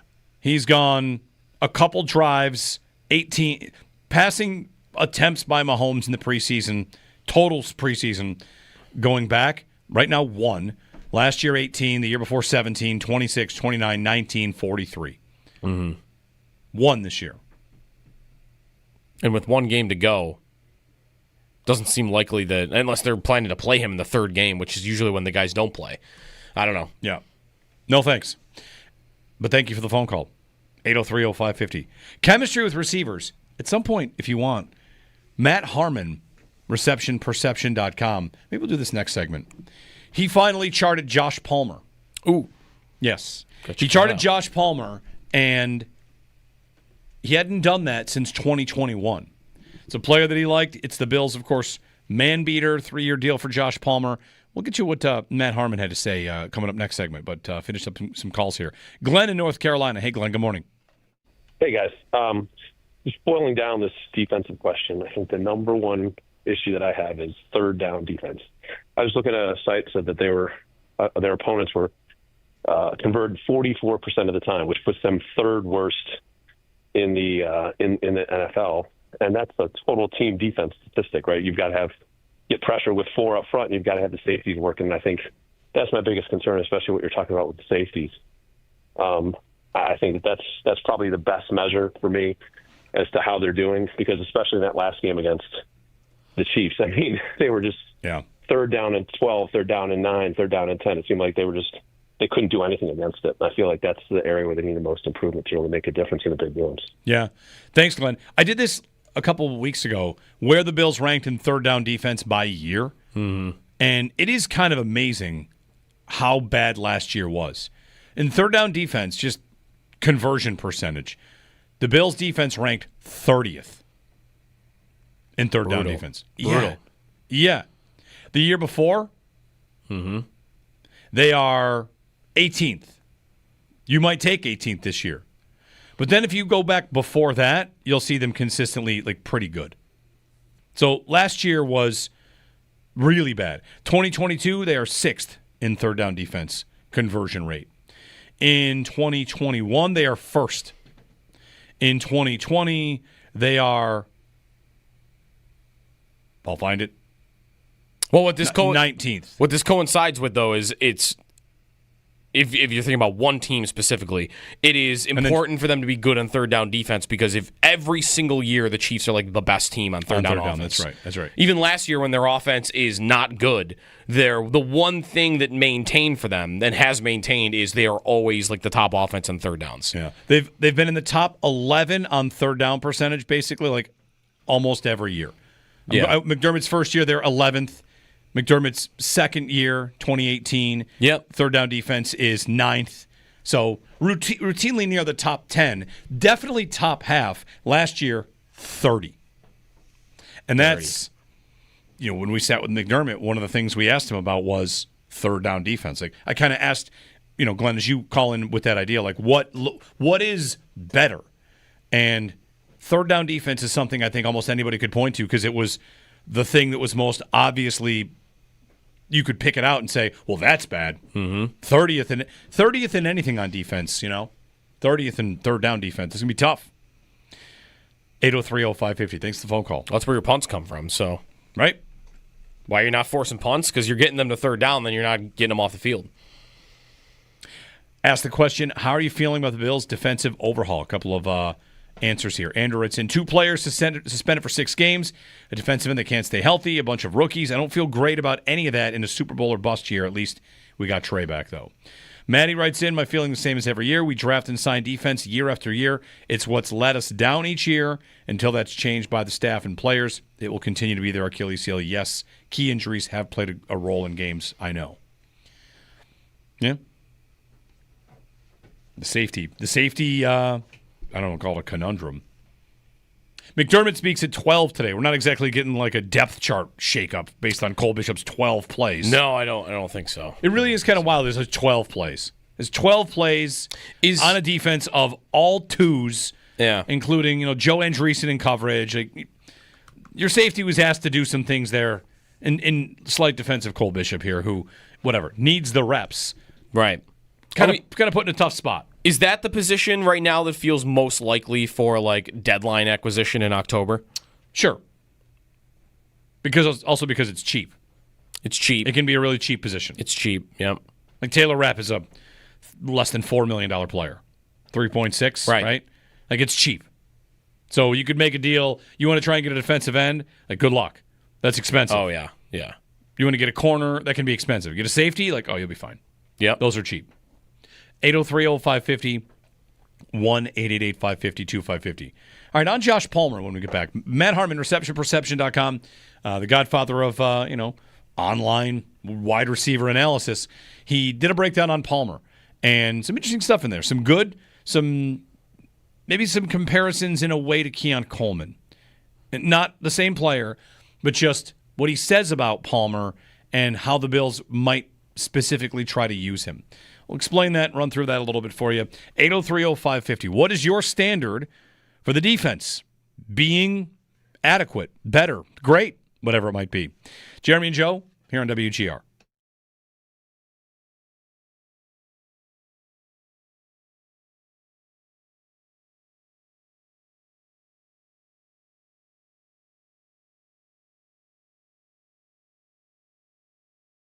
Like, to me, I'm skeptical that they're going to be a lot better on the defense, because everything they've added kind of has this, or even a negative connotation attached to it for, hey, how's it going with everything they've added except for maybe 2 guys this offseason on the defensive side of the football. You could say, that's going great. Tre'Davious White, that's one of them. That's going great, right? You re-signed him, and all signs are he looks way closer to what he used to be than maybe anybody would have predicted. And it's training camp, so grain of salt, but that looks good. The grain of salt on some level has to be like covering these receivers that don't often uncover. That's whatever. That's part of it. But sure. Bosa, he's healthy right now. That's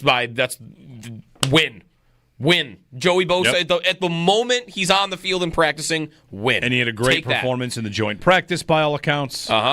Everything else, Max Hairston, on the injury shelf, not practicing. Michael Hoyt is suspended. Larry Ogunjobi is suspended, and maybe, I don't know, is he going to get cut? Joe Biscaglia was writing about that this week, maybe.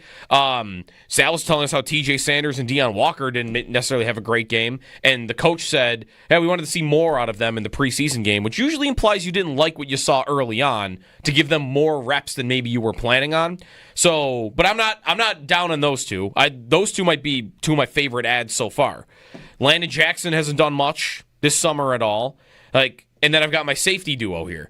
To me, if I were going to say this moment, hey, the defense is going to be way better. 6 months into the future, me comes back in time and says they're going to be way better on defense. How would it look? Because right now, their safety duo being way better doesn't feel likely. You wouldn't be confident in that. Right now, I might look at their defense and say, okay, that's because Milano and Bernard stay healthy and played together all year. Yeah. And we haven't seen those two together. And Milano is back to form, and Bernard is healthy, and your linebacker duo is rock solid. That's how you did it. That'd be my guess. If they get way better on defense, it's those two. Because everything else kind of has I don't really know how that's going.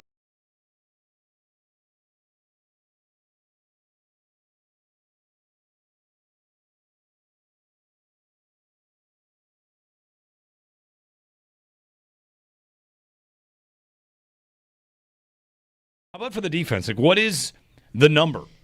Because you kind of can't put it into wins and losses because they win a lot of games anyway. Right. Last year, their defense was not really as good as it normally is, and they won a lot of games. This year, you could have the same defense and, looking at the schedule, be the 1 seed, right? So that'll be one of the things about this year, Joe, when we're watching games. If they win the opener, 27-24. That's good. They win. Yep. Are people okay with 24? Are people okay with giving up points and still winning? Because going back to the AFC Championship game, there's a lot in there about just flat out points given up. You gave up 32 points to a team that didn't score a lot this year in Kansas City. Your offense scored 29. 29 should be enough. That's something you hear a lot. 29 should be enough. So if the defense gives up less than 29, is that mission accomplished? I wonder what we will think about the standard for them. What is better than last year? Oh, they're not turning it over as much, but their third down percentage is better. Is that it? They're off the field. They're forcing more punts. I'm always wanting to talk about punts forced more than turnovers forced because punts are turnovers, and while they aren't as sexy, they do matter. So trying to establish a standard for the defense. I want to see them be able to not get picked apart in the pass game, which was new for them, right?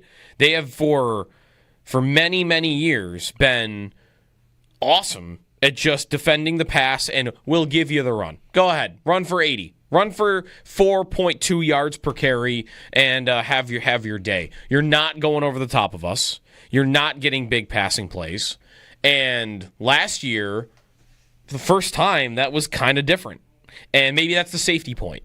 Maybe that's the safety point, how they were playing and the talent level of the two that were back there. But that would be my standard is to not feel like, oh, they got a great quarterback coming into town. Well, that guy's going to rip it up.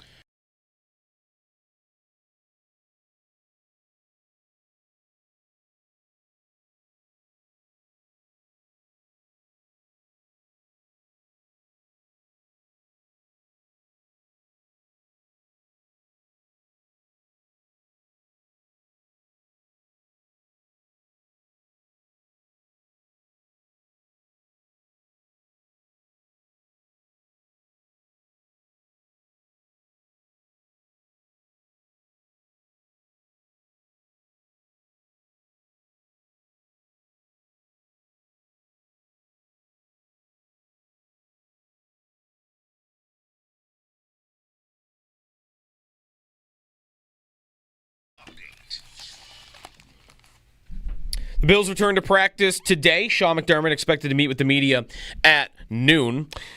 The Bills were off yesterday as they returned from Chicago after getting shut out on Sunday night. Another preseason game last night, Cincinnati and Washington. Joe Burrow did play, looked good. He did get hit hard twice, was fine though, left the game after the first quarter. The Commanders, meanwhile, did not play their starting running back, Brian Robinson, and the team mutually agreed to hold him out as the team is talking about a trade for Robinson with other teams. The Dolphins signed edge rusher Matthew Judon to a one-year deal. Gabe Davis will have a second meeting with the Pittsburgh Steelers. He is still available as a free agent. Joe Flacco named the starting quarterback for the Cleveland Browns for Week 1 against Cincinnati. There's a report that the Browns plan to keep 4 quarterbacks on their 53-man roster, including the 2 rookies, Dylan Gabriel and Shedeur Sanders, and then also Kenny Pickett. Those are your Paddock Chevrolet sports headlines. Paddock Chevrolet celebrating 90 years of being your hometown dealership.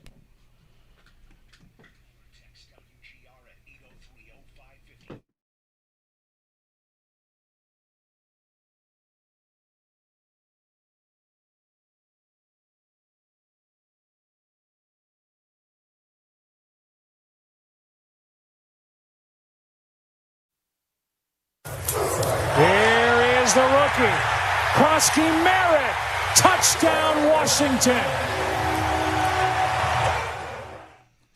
Ja'Cory Krosky Merritt, who wants to be called Bill. Yes. Says, call me Bill. Ja'Cory Krosky Merritt. So the story goes basically that when he was a kid, he had a short haircut, which reminded people of Little Bill, the star of the animated television series created by Bill Cosby. So he looked like Little Bill, and Ja'Cory Krosky Merritt wants to be called Bill.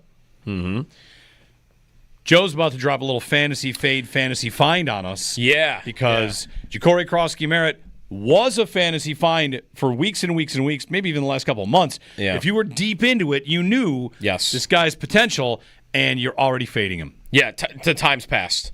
The time has passed. It's over? It's already over. You might have heard of him for the first time on that touchdown run yesterday, and I'm telling you, it's already over. Because everyone thinks he's the starter now. Robinson's getting traded. Eckler at this point just a pass-catching back. So this guy, he's the starter. His stock is through the roof, especially after that touchdown. You know what happened the play before that touchdown? That was his only run of that drive. The play before the touchdown, the guy that got the start, Chris Rodriguez, had a 40-yard run, had to come off the field because he was tired. So that guy who was announced as the starter was there last year, so knows the system. And this Rodriguez guy, like he's Ray Davis's predecessor at Kentucky. 1,200 yards, 7 yards a carry. Like he's the guy I would scoop up now because he's going to be like the last round, and everyone's going to freak out now about Bill and take him like 7 rounds earlier. I bet the potential for a guy going by Bill, who is Ja'Cory Krosky Merritt, is very bad news for the, let's just say, inexperienced fantasy footballer in a draft. Hey, you're on the clock. Hold on. I know this guy's name is Bill. I can't find him. Where's Bill? That'd be tough because you won't find him. Right. I know the Washington running back, Bill. Tick, tick, tick. Can I? Tick, tick, and then you don't help that person. No. Sorry. It's like, can I filter just by hyphenated names? I know it's a hyphenated name. I'll know it when I see it. I want Bill. All right, get to Scott and Tonawanda, then I'm going to get you what Matt Harmon had to say about Josh Palmer. I'm also watching this 40-yard run for Chris Rodriguez, which, it's a huge hole. There's nothing to that. He's fine. But that's why he was off the field, is what I'm saying. Whatever. He didn't do anything. It was a yards over expected of 1. No. 39-yard run to be expected. 40 yards. Hey, 14th in the NFL in explosive run rate last year. Chris Rodriguez. Scott and Tonawanda. Hey, Scott, good morning. Hey, guys. How are you? Good. This team is kind of frustrating for me to watch. I mean, we got the beast. We got Josh. But how many teams do you think, when they play Buffalo, fear this defense? There's no beast like we had in the 90s with Bruce and Cornelius Bennett and Shane Conlon. They come to Buffalo, and I think when teams play us, they have absolutely no fear of this defense. And I've watched the playoffs for the last couple of years, and it always seems like it comes down to we have to make one big play on defense, and we can never do it. So I think until we get a couple of those guys that people fear, we will not win a Super Bowl because defenses are important when it comes to postseason. The defense has I think I get a lot of what Scott's saying here. Like, is the Bills' defense feared? Let's get to that question about like how he said that. Or when was it feared?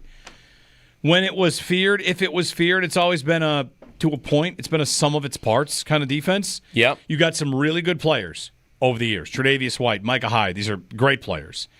How many All-Pros have the Bills had on defense? Ooh. Poyer had one. Poyer had a first-team All-Pro. Hyde had a second-team All-Pro. And Tre'Davious White. And Tre'Davious White had a first-team All-Pro. Mm-hmm. And did Milano? Feels like Milano had to have 1 year, right? Didn't he? Didn't he have a year where he was All-Pro but didn't make the Pro Bowl? Yes. He also made the Pro Bowl. But Milano was first-team All-Pro in 2022. Okay. I'd imagine that's it. Does this perception from Scott come down to the Bills haven't had an All-Pro on the defensive line since when? Mario Williams would be my guess. Marcel Darius made one in 2014. That might be the year that Mario Williams also did it. Did they have like 3 that year? First-team All-Pro. Mario Williams, first-team All-Pro in 2014. Yeah. Is that really what this is all about? That they have had really good players, and whether that's, Vaughn might have been first-team All-Pro if he doesn't get hurt in his first season. Ed Oliver has been good. I think Rousseau is good. In the secondary, they've had All-Pros. Poyer, Trey White. Yeah. Milano, you mentioned. Is part of it they're not really, the Bills never come off as like a nasty defense also? I don't know if that's just limited to the defensive line, but when I'm thinking of a physical defense. Yeah, physical. Like who when I'm thinking of the most feared defensive players, part of this is some of these guys can't exist anymore because the sport has changed. But who do I think? I think of Brian Dawkins. I think of that's going back. Yeah. I think of Ray Lewis. I mean, Taylor Rapp hits like a truck, and Taron Johnson. He does plays like a linebacker. So you've got some guys that do that. Some really physical players. Cam Chancellor, like I guess those two do fit that. So I don't know. Maybe some of it is but they're not overly. They don't come off as a nasty defense, do they? To anybody? Like, they're going to punish you. Like, no, they're going to keep everything in front of you. They're going to tackle. They're going to get the turnovers. And I think maybe you're right. Like, part of that isn't just, like, whatever about the secondary guys and the linebacker guys. Those guys can't hit like they used to. It is the defensive line. I think it is the defensive line. Because even have one guy like that, Kansas City. Who am I afraid? I'm afraid of Chris Jones. Chris Jones, right. I'm afraid Chris Jones is going to wreck my game. And the Bills, Brandon Beane used Chris Jones as an example at the end of season press conference. They don't have a guy like that. And they have not had a lineman like that since Beane and McDermott showed up. So that is definitely the number one reason I think they're not seen that way. They haven't had a first-team All-Pro on the defensive line since 2014, when they had 2. Right. So it's kind of getting to a right or wrong. Where's this perception come from? It might be there. Because game planning to stop one guy, this kind of came up last year in the Broncos game. Defensive Player of the Year, Patrick Surtain, right? Okay, he's great. And he allows you to do certain things defensively because he's so good. Would you rather have, this is almost like a Jason point, the best corner in football or the best defensive end in football? I'm sure there's some on either side of that, and might even be defensive coaches that would land on either side of that. But what do the Bills have to fear against Denver? Their defensive line is good. Their secondary is good. They have the Defensive Player of the Year. And, going into that game, there was a little bit of whoever he's covering, they'll throw it to other people because the Bills spread it around. You're not going to take out the Bills' number one weapon. They don't really employ anybody like that. Mm-hmm. So there's a bunch of points kind of in here, but I kind of want to land on the perception that the caller gets to is really about no one on the defensive line that is feared. That's the hope for Bosa, is it not? It's the hope for him. The hope for this defense is that Bosa will be that. But if you wanted that, you probably needed Myles Garrett, and you couldn't get him. No, and you probably can't get Trey Hendrickson. You probably can't get But like Garrett, especially that is a guy like instantly you have it. You have a guy, one of the best ever, one of the best that has ever done it. That you are shaking in your boots when you are getting ready to snap the ball against him. Like, where is he? Micah Parsons, right? Same thing. Yep. And he's the same type of flexibility where like all over the place. I'm getting to the line of scrimmage. Where is he? Where is he? Oh, he's on the right. I don't have to play. I don't have to go up against him to snap. Mm-hmm. Like the Bills don't. I don't think they've ever had anything near that with this. It's amazing they've been as good as they have without it. But they have not had that. And if Bosa could become 80% of that, 60% of that, I feel like that would be a win. 803-0550. Quickly, John in Cheektowaga. Hey, John, good morning. Hey, guys. Yeah, I want to disagree with that last caller. He said they had a very good defense. They had a good defense. They didn't have a great defense. You watch the Super Bowl 25. You can watch the whole thing on YouTube. I think they had more missed tackles in that game than any game I've ever watched. And after Bruce and Biscuit and Shane Conlon, they had an average defense. I can't remember the only defensive back I can remember is Leonard Smith, who didn't come in until the second or third year. Was a real good hitter. But to say that was, if they had a slightly better defense against the Giants, because the Giants had more first downs than they did, and they had the ball for 40 minutes, they would have won that game, obviously. I mean, that was the thing that killed them.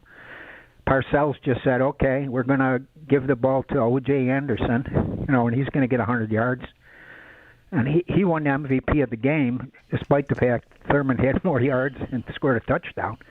But to say that probably wasn't, I don't remember exactly, but that probably wasn't even the best defense in the league that year. The Giants probably had a better defense, and even though we beat them at the end of the season in New York. But, I mean, this is a good defense, and we got maybe the best defensive coach in the league as our head coach. But like you said, they do need a pass rusher. I mean, that's why we had Von Miller here, and he lived up to it when he was healthy, right? Most of the time. Yeah, when he was healthy. But after he got hurt, he'd get within a foot of the quarterback, and then he'd throw it.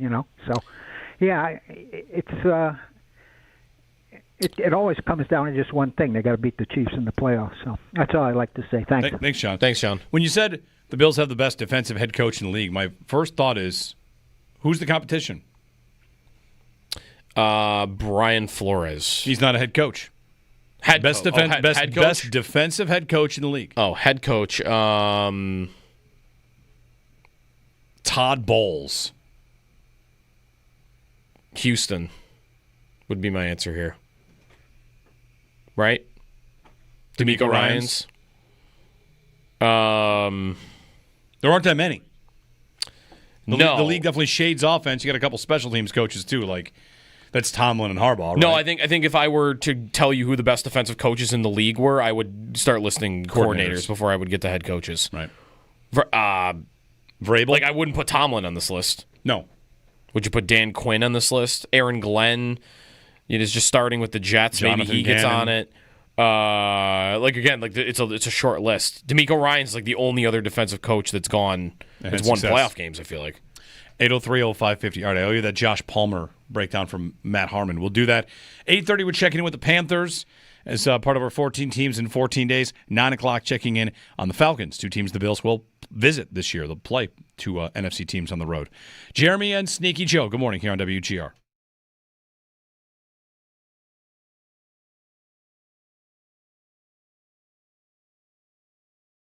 How about for the defense? Like, what is the number?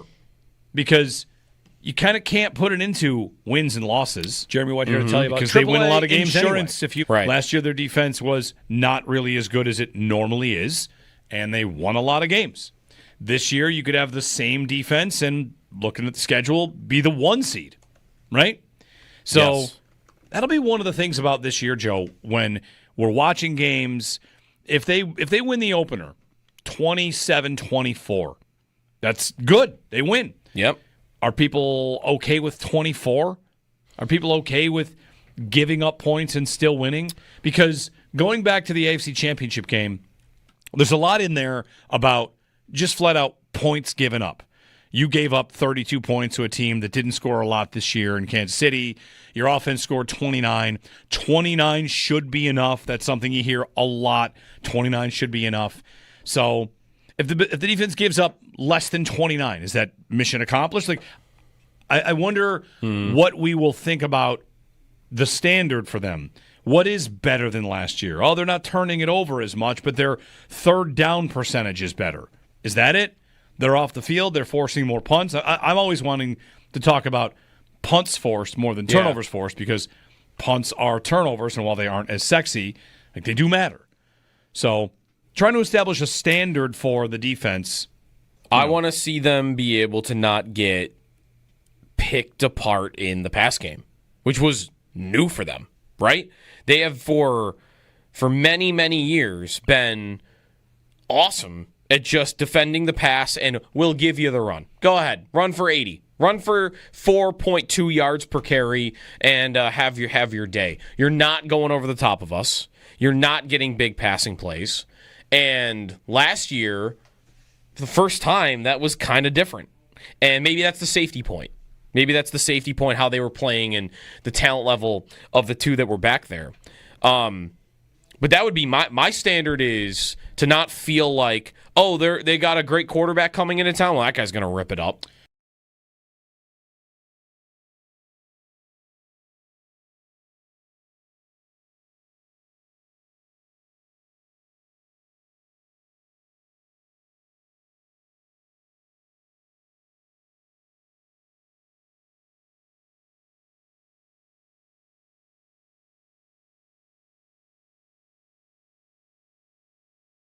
How's everybody feeling about the Bills' defensive overhaul right now? How do you feel about it? How do you like their chances? Brandon Beane on the broadcast of the last preseason game where they got the Bears game. He's asking, he's talking. We went back in, we looked, and we got to kind of turn things over on defense. We got to get to the passer. We got to get to Burrow. You want to get those? You playing with these guys? You got to get them on the ground.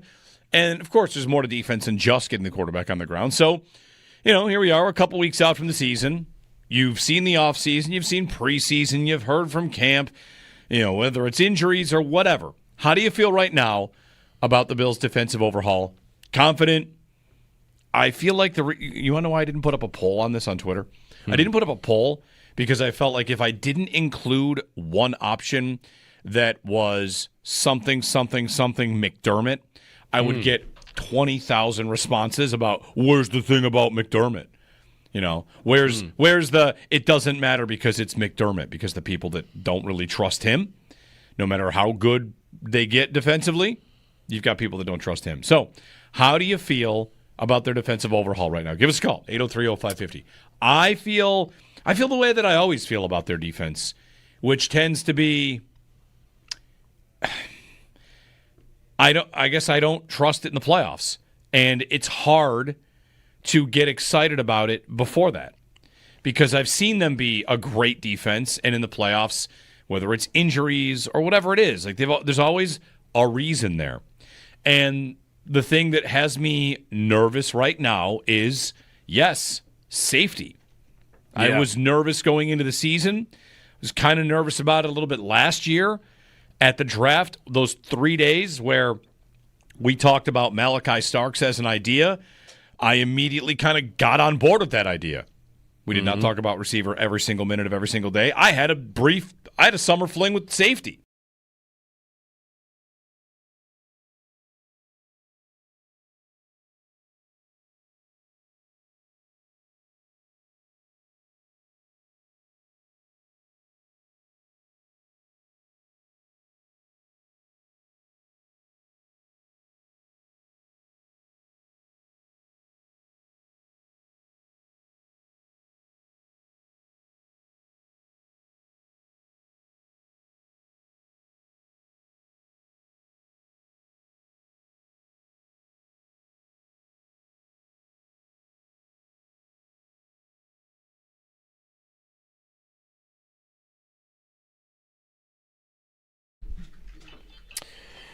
All right, Joe Flacco announced as the starting quarterback in Cleveland yesterday, for week 1. Instant trivia. Can you give me the previous 7 Browns week 1 starting quarterbacks? Hint, it only goes back to 2015. Okay. They've had 20 week 1 starters in their history since 1999, by the way. Who are the last 7? Baker Mayfield. 3 week 1s for him. Deshaun Watson. 2 week 1s for him. Hint, everybody else has only 1. Right. Jason Campbell. No. Too far back or just didn't do it? Didn't do it. He definitely was on the Browns at some point, though, I think. Feels like it. Yeah. Not Deshaun Kaiser. Yes, Deshaun Kaiser. Oh, Deshaun Kaiser. 2017. Thought that would be too far back. Started week 1. Brady Quinn too far back? Brady Quinn is 12 back. Okay. Even though it's only 2009, that is 12 week 1 starters ago for the Browns. Jameis never started a week 1. Jameis was not. Oh, Jameis was in Cleveland last year. No, he didn't start week 1, though. Yeah. Flacco, of course, this year. Yep. And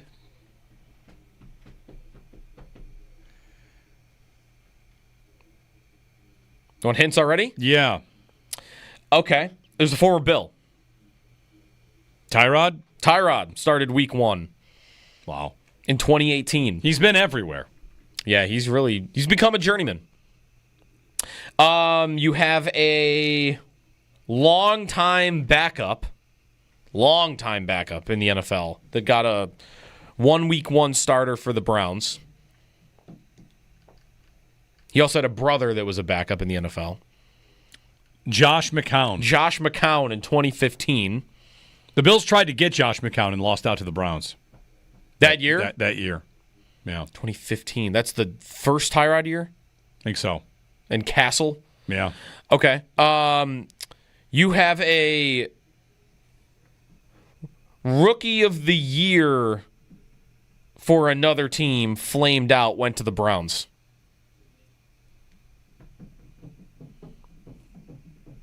He also started against the Bills, I think, later that year. In a very forgettable Bills game. Like, very forgettable. Oh, man. Did Johnny Manziel play week 1? He didn't win Rookie of the Year. Did he play week 1? He did not. Close to his, in terms of like college stardom, though. Manziel definitely over this guy, but close. Heisman winner. RG3? RG3. I was just like, when you said Rookie of the Year, I thought RG3, but I do not remember him playing for the Browns at all. Should have gone with Heisman winner. Yeah, he played for the Browns. And played against the Bills later that year. Wow. And then another long-time backup that's got to be in the league still somewhere. Probably New England. Probably New England? Probably in New England. He always seems to be in New England. And that always in New England is going to be backup quarterback who's probably always in New England. Bailey Zappi. No. Started a game against the Bills once and got shut out for the Patriots. Jacoby Brissett. I think you got all 7. Wow. There's 12 before that. They have 20 quarterbacks for week 1 in 25 years. The others are from before that, by the way. Brian Hoyer, Brandon Whedon, Colt McCoy, Jake Delhomme. You got Brady Quinn. Derek Anderson, Charlie Fry, Trent Dilfer, Jeff Garcia, Kelly Holcomb, Tim Couch, and Ty Detmer. 20 quarterbacks in 25 years. That's wild. And they thought they had solved it when they got Watson, which, of course, they did not. Wonderfully did not work. He's still on the roster, but he's not going to. He'll never play again, right? Carrying 4 quarterbacks. He never plays in the league again, right? I don't think so. 8030550. I still owe you the Josh Palmer thing from Matt Harmon. I'll get you that. We'll also reset our conversation about this Bills defense and where you are and how confident you are in this defensive overhaul getting the job done and what that standard really is. Like, what would be a job well done with this defense this year? 8030550 if you want to throw us a call. We have wide open phone lines. Join us there. Join us in the chat on YouTube if you want as well. Throw us a comment. Might check in with them today. It's been a while. Might check in with the chat today. Jeremy and Joe here on WGR.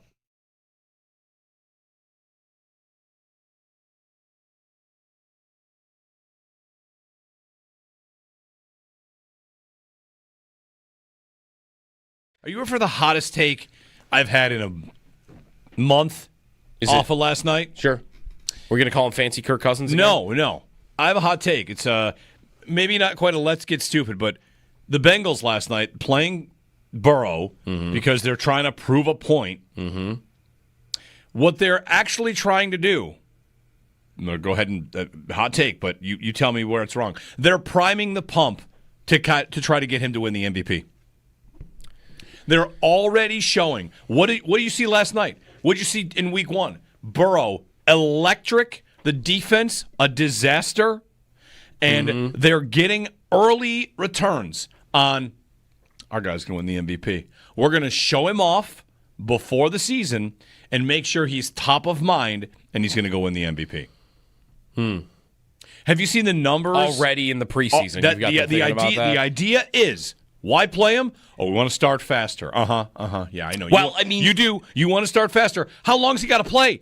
He played a perfect game in their opener, pretty much. He was nearly perfect last night again. His stats are amazing. Other than the 2 times he got destroyed by Commanders linemen because his line can't block. Right. Really, really smart play there from Cincinnati. Real top-tier organization in terms of the intelligence that they manage with.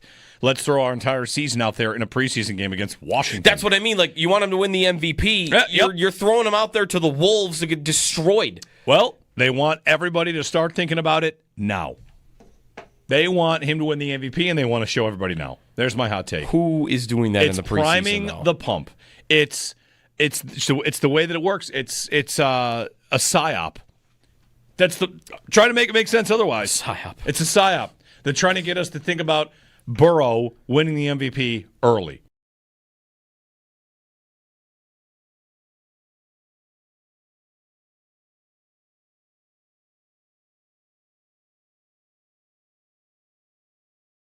How's everybody feeling about the Bills' defensive overhaul right now? How do you feel about it? How do you like their chances? Brandon Beane on the broadcast of the last preseason game where they got the Bears game. He's asking, he's talking. We went back in, we looked, and we got to kind of turn things over on defense. We got to get to the passer. We got to get to Burrow. You want to get those? You playing with these guys? You got to get them on the ground. And of course, there's more to defense than just getting the quarterback on the ground. So. Here we are, a couple weeks out from the season. You've seen the offseason, you've seen preseason, you've heard from camp, whether it's injuries or whatever. How do you feel right now about the Bills' defensive overhaul? Confident? I feel like you want to know why I didn't put up a poll on this on Twitter?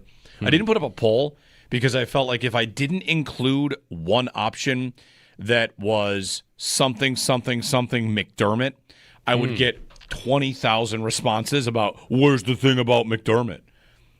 Where's the it doesn't matter because it's McDermott, because the people that don't really trust him, no matter how good they get defensively, you've got people that don't trust him. So, how do you feel about their defensive overhaul right now? Give us a call, 803-0550.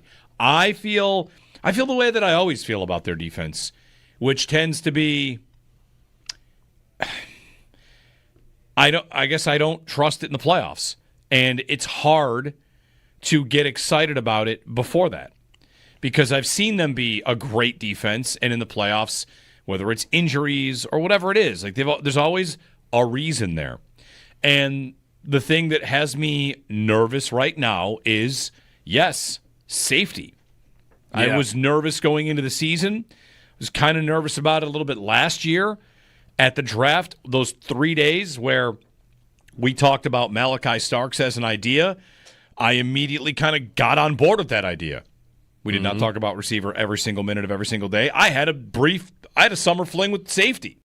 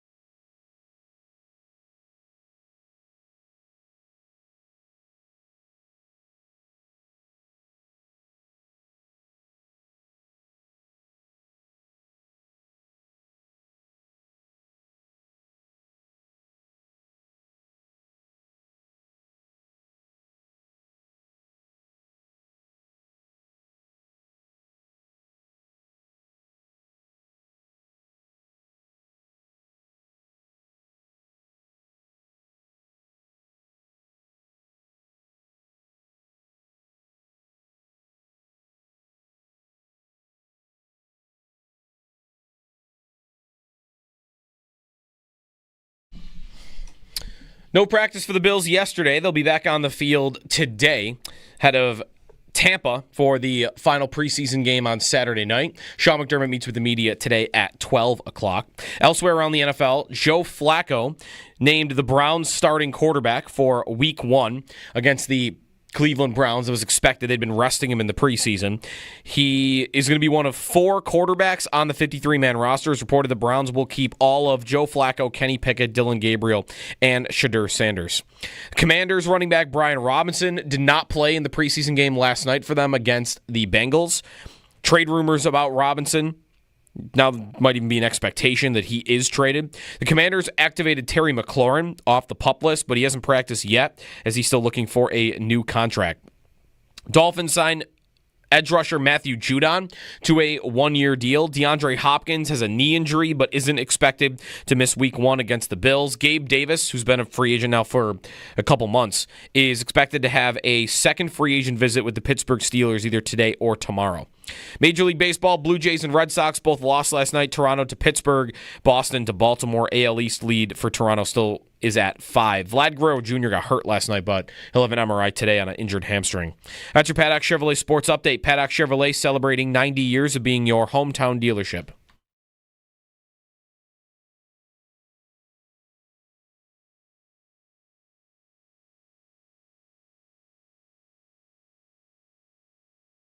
Everybody eats. It's a big thing that Joe emphasizes. And you see it a lot, especially in practice. Some guys go off in practice, then another guy will go off in a different practice, another guy will go off in a different practice, and you would have thought that it would have been someone else's day, but you really don't know. You really don't know how your route is going to affect the play. You don't really know if you're even going to get the ball. You might be the last read and still might get the ball. So, if anything, with this offense, you just have to be ready at all times, especially with Josh, because he'll throw it to anybody, and he can get it there.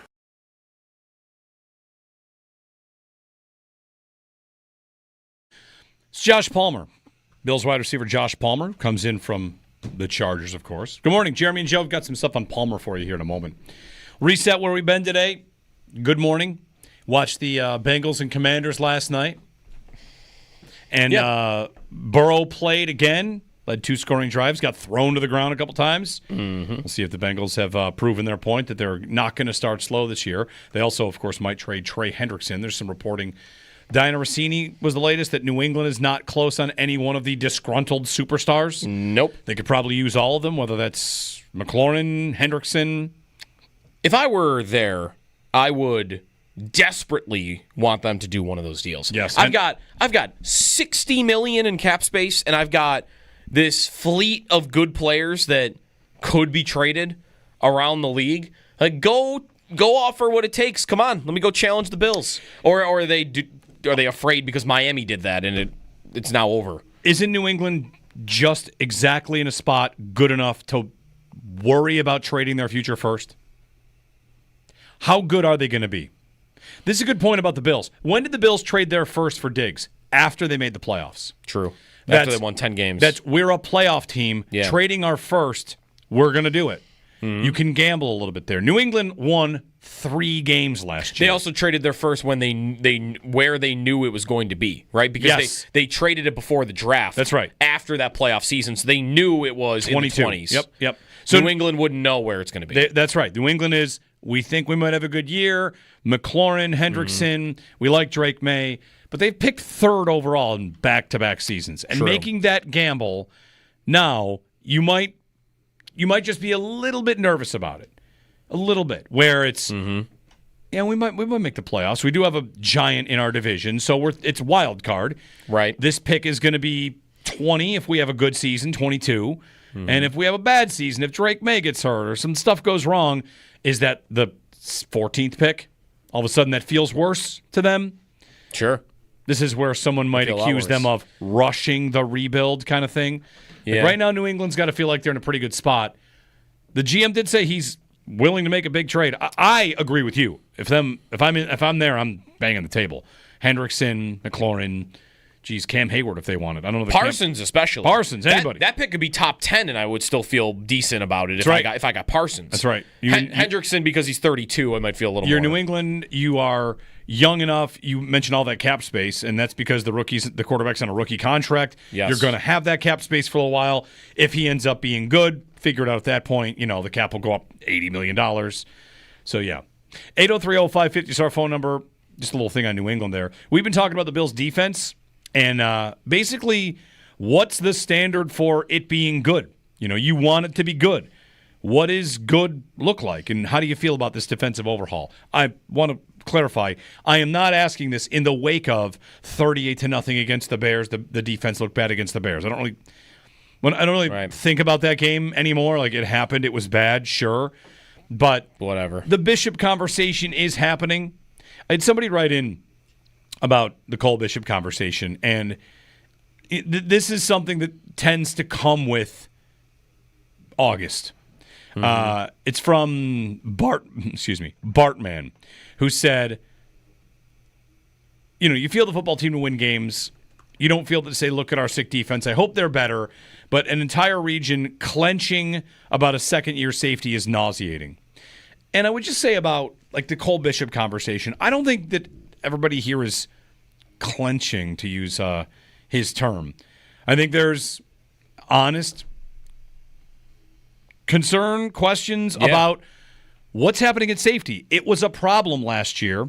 You brought everybody back with the idea that this one guy was going to be ready, and the biggest conversation about that position is whether or not this guy is going to be ready. It's still a conversation. He's not been on the field. The head coach says he needs the reps. And yesterday with us, Sal said that maybe Jordan Hancock could start to see some looks there. So I don't think anybody is panicking. You get fans that do that a lot. Oh, everybody's freaking out. I don't think there's a lot of freak out. I think we're just talking about a team that's going to try and win the Super Bowl and need to make stops against Lamar and Mahomes. Mm-hmm. Oh, they're still going to win 13 games. Yeah, we all kind of know that. But that's not really the game anymore. The game is... what are they going to do about this thing that might be a weakness? You don't think they're talking about Bishop inside the building? They're certainly talking about it. They're talking about how he needs reps. Maybe they're talking about how they have faith in it, but they're talking about it. And he is, to me, the key to getting rid of a limitation that you had last year. When they lined up to play the Chiefs in the AFC Championship game, they wanted to throw a wrinkle in of playing more man coverage. And their safety, at least Hamlin, if not Rapp too, got exposed. At multiple times, Kansas City getting him on a receiver, and it's just good night. It's not even close. Bishop is not, I don't think, supposed to be like a guy that could cover those receivers man on man and do well every time. But he's a player that I would think with his athleticism, can you hold your own? Because I know Hamlin or even Rapp in coverage in that situation is going to get exposed. Is going to get, that's where the ball is going 100% of the time. This guy, all right, can you cover him every third time, every other time, and do well at that so that I can play man and not be terrified of it? Because that's kind of how last year went. And just, is there any sign that you should feel confident about that? That he's going to be an upgrade over what you had? He's different. He's more athletic. He's younger. I might get more mental mistakes and more splash plays. Maybe that's not a bad thing. I don't know if it's a great thing. It sounds like you're painting Kyer Elam. A little bit. A little bit, right? Like splash plays and mistakes. I think that might be what we're headed for if he's on the field. Well, the thing about the safety position also that separates it from the rest of the defensive conversation is it's the piece of the defense that really didn't get any attention this offseason. You got Derek Forrest. That's really it, right? What happened at defensive end? And Hancock. Jordan Hancock. But we didn't even know he was a safety when they drafted him. He's nickel, maybe safety, whatever. But what did the defensive line get? Let's just go ends. Bosa, Landon Jackson, Michael Hoyt, Michael Hoyt. Defensive tackle, what did they get? Ogunjobi, Sanders, Deion Walker. Like 3 premium assets. Linebacker, the Bills don't play a lot of linebackers, and they didn't add any because they have to. They have 2, right, and they don't really need anything there.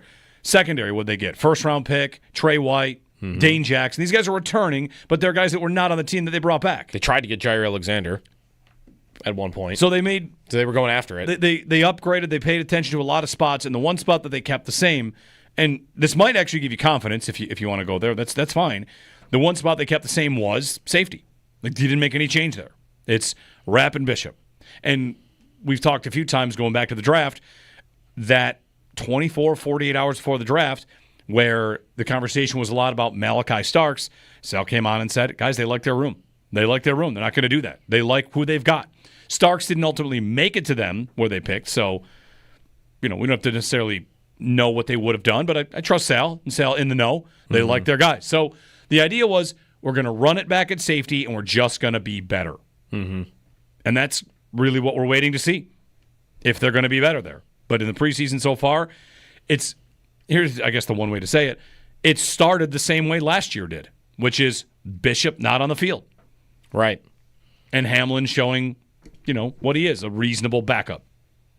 And by default being the guy, because wasn't it Mike Edwards that we thought they wanted to start anyway? Yes. And he got injured too. So Hamlin has to play by default. Again, it's kind of crazy though that all these they like Rapp more. Okay, they clearly do. They paid him a contract and he's never questioned, but any grading or any numbers on their safeties from last year show that DeMar Hamlin and Taylor Rapp were exactly the same. They're exactly the same player.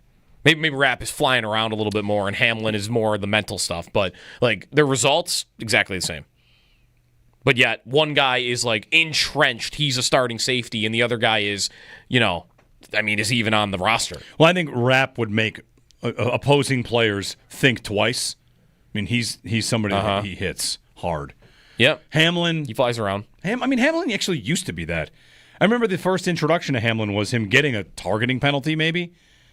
He was a guy that did that from time to time. At least it was that one. I remember that one play. That one play. Maybe it's just one play that sticks out in my mind, in his rookie season, maybe. But really, it's what do they want to be also? We all think they want Poyer and Hyde again, right? But how much do they really feel like they need it? Because having two safeties that good, not just for the Bills, in the NFL is rare. To have two guys that long especially. But that position, there's a reason why Taylor Rapp is paid so little. There's a reason why those salaries are so down at that position is, and guys don't often go early in the first round. It's kind of a big thing, I think, when Hamilton. Yep. Where does Hamilton even go? Kyle Hamilton could go 5th overall. No, I went mid-late first round. The value of that position is pushed down a little bit. It's almost kind of treated like the running back of the defense. We think we can just get by at this position and be okay. That's how a lot of teams do it. But it's not how every team does it. And not every team. And my surprise is that the Bills have kind of done that the last 2 years. Because I've always felt like we're a team that would never do it that way. That the second Hyde and Poyer left or weren't as good anymore, they're going after that position. They're getting a star or they're doing first round stuff. They're going to go after it. And it's been more for 2 years now, even 3 years. No, we're just good with going with, replacement level guys and being okay. And one second round pick at it. Yeah, and I'm looking up Micah Hyde's contract history, because when the Bills signed him to a deal, it was decent, right? It was, but it wasn't top of the position. No, but it was $6 million per year, which then in for safety. 2017. Yeah, and right now Rapp is less than 4. So evolution of the position, how much you want to pay, I get all that. As you're laying that out, I think about one team that. You're right. What do they want to be? Do they want to be a team that uses their safeties in such a way that it can dictate everything else that they do? They had been that. I don't know if they can be that still. They might want to be, but just kind of waiting to get there. What did Baltimore, you mentioned Kyle Hamilton. They took Starks. Right. So that's two first-round picks on safeties. 2 first-round safeties. That's it's a lot more. It's a lot more invested in the position. Again, you can build a football team every way you want. We can't sit here and say we want them to build with wide receivers in the first and safeties in the first and defensive ends in the first. You got to make your choices. This is something Brandon Beane has to do and his staff have to do, is pick how they want to do it. Well, and also, I don't know that the Bills didn't want desperately to get Kyle Hamilton. He went 14th overall. How are the Ravens there? Are they trading up for him? They must have been, right? No, that's the year Lamar is hurt. They missed the playoffs. So they're picking 14th. The Bills haven't had that season. If Josh had injuries 3 years ago, and they missed the playoffs in some fluke year, and they're picking 14th. They might have Kyle Hamilton on the team right now. So in that one specific instance, that might be part of the reason why they don't have him. And like you said, we don't know what they would have done at 30 this year. 803-0550, our phone number, and 1-888-550-2550. I will say Dax Hill and Lewis Seen, though, were first-round picks that same season the Bills passed on when they went with Elam. Dax Hill to Cincinnati? Yep. And Seen, of course, who was here for a little while after he left Minnesota. Right. Yeah. That's right. Phil in Buffalo. Hey, Phil. Hey, guys. Thanks for taking the call. Yeah, McDermott's defense over the years, that kind of bend-don't-break kind of approach, the safeties have to take the right angle and make sure they make the tackle when the running back gets into that second-tier level, and then don't let the long pass beat you. I mean, that's really what they ask their safeties to do. They don't ask them to do a lot more, and that's really all you need in that defense. Of course, it'd be great if they got something a little bit more than that, but that's all they've really wanted over the last several years, it seems like to me. Yeah, that's what they've wanted to be, and I think we still think that's probably what they want to be, right? They don't want big plays over the top. They want to keep everything in front of you, and we're going to run at you with our fist held high like a boxer and try to punch the ball out. Like I still feel like that at their core is what they want to be. And for I think that, though, is part of the equation as to why it's important to them for their safeties to have reps and experience in the system and be locked in with communication between the two so that you don't have a play like last year in Houston where Nico Collins is a 75-yard touchdown over your heads. They've never allowed plays like that. And I have to think part of how they treat safety with all the experience, playing together, all of that, is so that plays like that never happen. And they've been very good at letting that never, ever happen. So when you've got a guy that, I'll go back and watch, see if there was someone else that was on the hook too. Bishop gets the blame for that Nico Collins play. And that play lives in my head as that's part of the reason why he doesn't play last year. It's because they're afraid of that play with him. And DeMar Hamlin might get exposed in man coverage and might not be that athletic to come up and make big plays. But why is he on the field? Because they have more faith that doesn't happen when he's out there. 803-0550. Thanks, Phil, for the phone call. All right, to the Josh Palmer thing that I owe you. So the Bills signed Josh Palmer this offseason. He's on the team. He's, I think, one of the most entrenched ideas at receiver they've got. Mm-hmm. Can play on the outside. Matt Harmon at Reception Perception just charted Palmer last year with the Chargers. And he had not done Palmer since the 2021 season. That was his big year, I think. Usually you have to, rate on a level to be get the breakdown from Harmon. He's not doing every single receiver in the league. I don't think Mac Hollins gets a page. Due respect. So he finally gets to Palmer. And if you subscribe to Reception Perception, I do. I mean, I would suggest anybody that likes dynasty fantasy football and wants to draft receivers and build that way and trade for the right receivers. He does great stuff, and that's fantasy. But what Harmon does is, watch the tape, break down success rate, alignments, what they do, how well they win. And he writes, of course, the Bills are hoping Palmer is more than just a fourth receiver because he's a third and fourth guy in L.A. And last year, his numbers for beating man, zone, and press are not exactly great. He was not very good at beating zone. He was not very good at beating man coverage either. This is the Bills' man beater.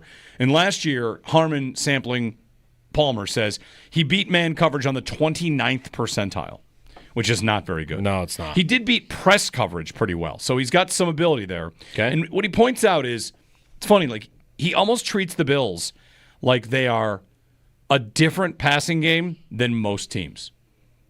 Okay. This player can do this, but what the Bills do is this and this and this. And he even relates Palmer's potential fit and success as if he can get the Bills to put Coleman in the slot, it's a win. He is still one of these guys bullish on Coleman should be a big slot. Yeah. And shouldn't be the X. And he says if Palmer gets to be an X, you can live with him at the starting X receiver spot. It's not great. He's okay. He does deep in-breaking routes. Basically what you're going to get from Palmer is more stuff down the field and the intermediate stuff might not be so great. So slants and curls, that's actually Coleman's department, and posts and deep digs, that's where Palmer might win. So it'll be interesting to see. He basically kind of says, if you're thinking this guy is a huge, massive breakout candidate, I wouldn't buy it. Looks like a nice role player. Stop me if you've heard this before. The Bills receiving group is a bunch of role players. And Palmer as the man-beater role player might even be a little bit oversold on how well he can beat man. His contested catch rate, his drop rate, like things last year for him, flaws, doesn't separate at a high enough level to be considered a true cornerstone perimeter receiver. Again, stop me if you've heard that before. Yeah. That's the Bills. They kind of, it's almost like they don't think separation matters much because they've invested heavily in Coleman, who I still think can be successful in different ways. Hollins had a good season despite not really separating for them. He was a bit of a surprise. And here's Palmer, the man beater, and maybe the idea of him being the man beater is not at every route, not all over the field and the entire route tree, but just pretty good at separating on deeper stuff. But middle of the road, middle range stuff for Palmer, it might be a bit of a heavy lift. But if he can do it in the deeper game, I mean, that's the one area they didn't have anybody that could do that at all last year. He writes he's capable of helping this team on vertical in-breaking, and it's the type of competitive wideout that they have needed against press coverage. Okay. So what do I think about? I think about 3rd and 10 in Kansas City last year. Yeah. What do they need? They need a guy that can maybe get 10 yards, get down the field on a deeper route, not a screen to Amari Cooper. Yeah. They need a guy that if a team like the Chiefs says, time to press, nobody can beat press. Coleman's not beating press. No. Palmer might. So, role player. Not totally complimentary, not totally terrible, just like interesting. The way the Bills do this, if they could use him in the right way, rip shots over the middle of the field. Deep digs. Mm-hmm. So he's not necessarily saying just straight vertical, though, right? Like basically, I guess what I want to say is his route tree Gabe Davis's route tree. I guess is what I want to ask. I don't know. I'd have to pull that up because that sounds a lot of like the stuff that Gabe Davis used to do. Everything is 10+ yards down the field. Those in breakers that he would run, but like 15 yards down the field. Yeah. High yards per reception numbers at the end of it. Okay, I'll just pull that up real quickly. The answer to your question is maybe yes. Because like Davis, what I'm wondering is should I reset a little bit on Palmer and think like 2 years ago. No, not the same. Not the same at all? Gabe's most recent season with the Bills, I would say depth of the field, that might be it. But the difference is the types of routes are different. Not just that, but man beater. In Gabe's last season with the Bills, Harmon put his man percentage beater at the 7th percentile. Ooh. And his press coverage at the 12th percentile. And Palmer was what again? 59 on press. Yeah. Like good against press, not great against man. So, again, you take it for what it's worth. What do I get out of reading this breakdown from Matt Harmon? The term man beater seems to be a catch-all that he's just going to get open all the time. I don't think that's the kind of receiver he is what Harmon's saying. I don't think he's that, but he can still be very good. He can still be a nice role player, which the Bills' offense tends to be Josh Allen and a lot of role players. Yeah. 803-0550. On the Panthers, when we return, checking in 14 teams in 14 days. Darren Gant, Panthers.com, on Carolina. The Bills head to Carolina this year. And I think a lot of you are taking golf trips down there. Yeah. I got family going. My wife said to me, "You're going on that golf trip in Carolina, right?" And I said, "I don't have any plans for that." Mm-hmm. And turns out she made plans as if I was already going to go.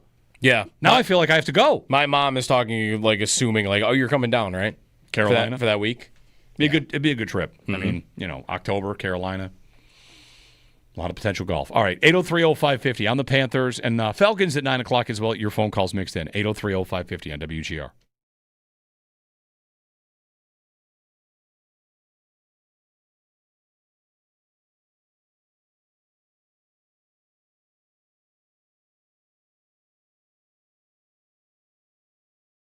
Like, to me, I'm skeptical that they're going to be a lot better on the defense because everything they've added kind of has this, or even a negative connotation attached to it for, hey, how's it going with everything they've added except for maybe 2 guys this offseason on the defensive side of the football. You could say, oh, that's going great. Tre'Davious White, that's one of them. That's going great, right? You re-signed him, and all signs are he looks way closer to what he used to be than maybe anybody would have predicted. And it's training camp, so grain of salt, but that looks good. The grain of salt on some level has to be like covering these receivers that don't often uncover. That's whatever. That's part of it. But sure. Bosa, he's healthy right now. That's win. Joey Bosa, at the moment he's on the field and practicing, win. And he had a great performance in the joint practice by all accounts. Everything else, Max Hairston on the injury shelf, not practicing. Michael Hoyt is suspended. Larry Ogunjobi is suspended, and maybe, I don't know, he's going to get cut? Joe Biscali was writing about that this week, maybe. Sal was telling us how T.J. Sanders and Deion Walker didn't necessarily have a great game, and the coach said, hey, we wanted to see more out of them in the preseason game, which usually implies you didn't like what you saw early on to give them more reps than maybe you were planning on. So, but I'm not down on those two. Those two might be 2 of my favorite ads so far. Landon Jackson hasn't done much this summer at all. And then I've got my safety duo here. To me, if I were going to say this moment, hey, the defense is going to be way better. 6 months into the future, me comes back in time and says they're going to be way better on defense. How would it look? Because right now, their safety duo being way better doesn't feel likely. You wouldn't be confident in that. Right now, I might look at their defense and say, okay, that's because Milano and Bernard stay healthy and played together all year. Yeah. And we haven't seen those two together. And Milano is back to form, and Bernard is healthy, and your linebacker duo is rock solid. That's how you did it. That'd be my guess. If they get way better on defense, it's those two. Because everything else kind of has I don't really know how that's going.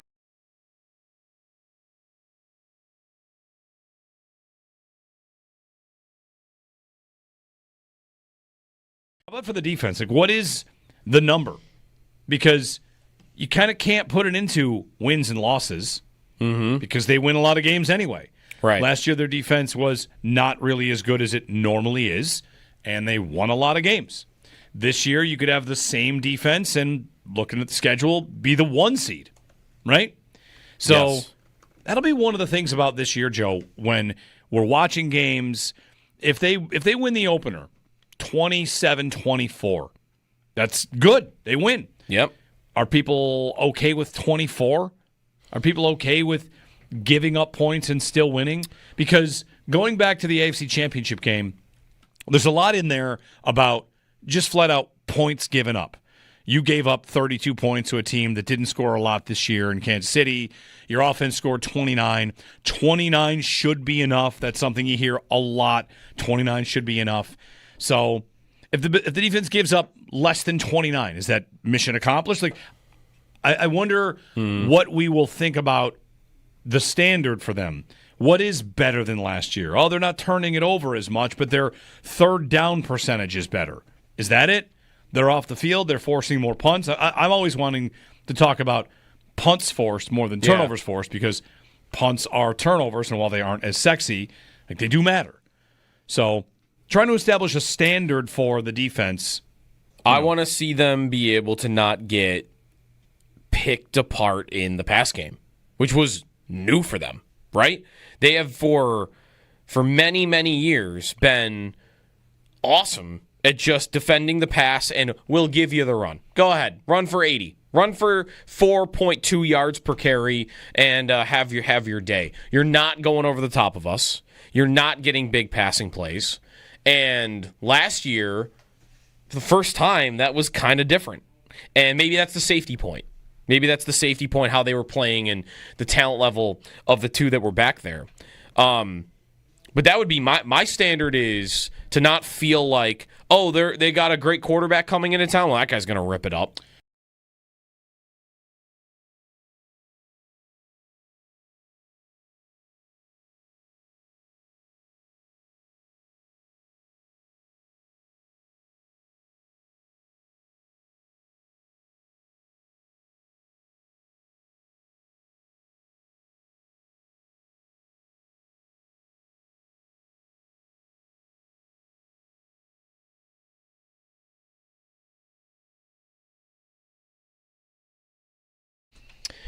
The Bills return to the practice field today. Sean McDermott meets with the media at 12 o'clock.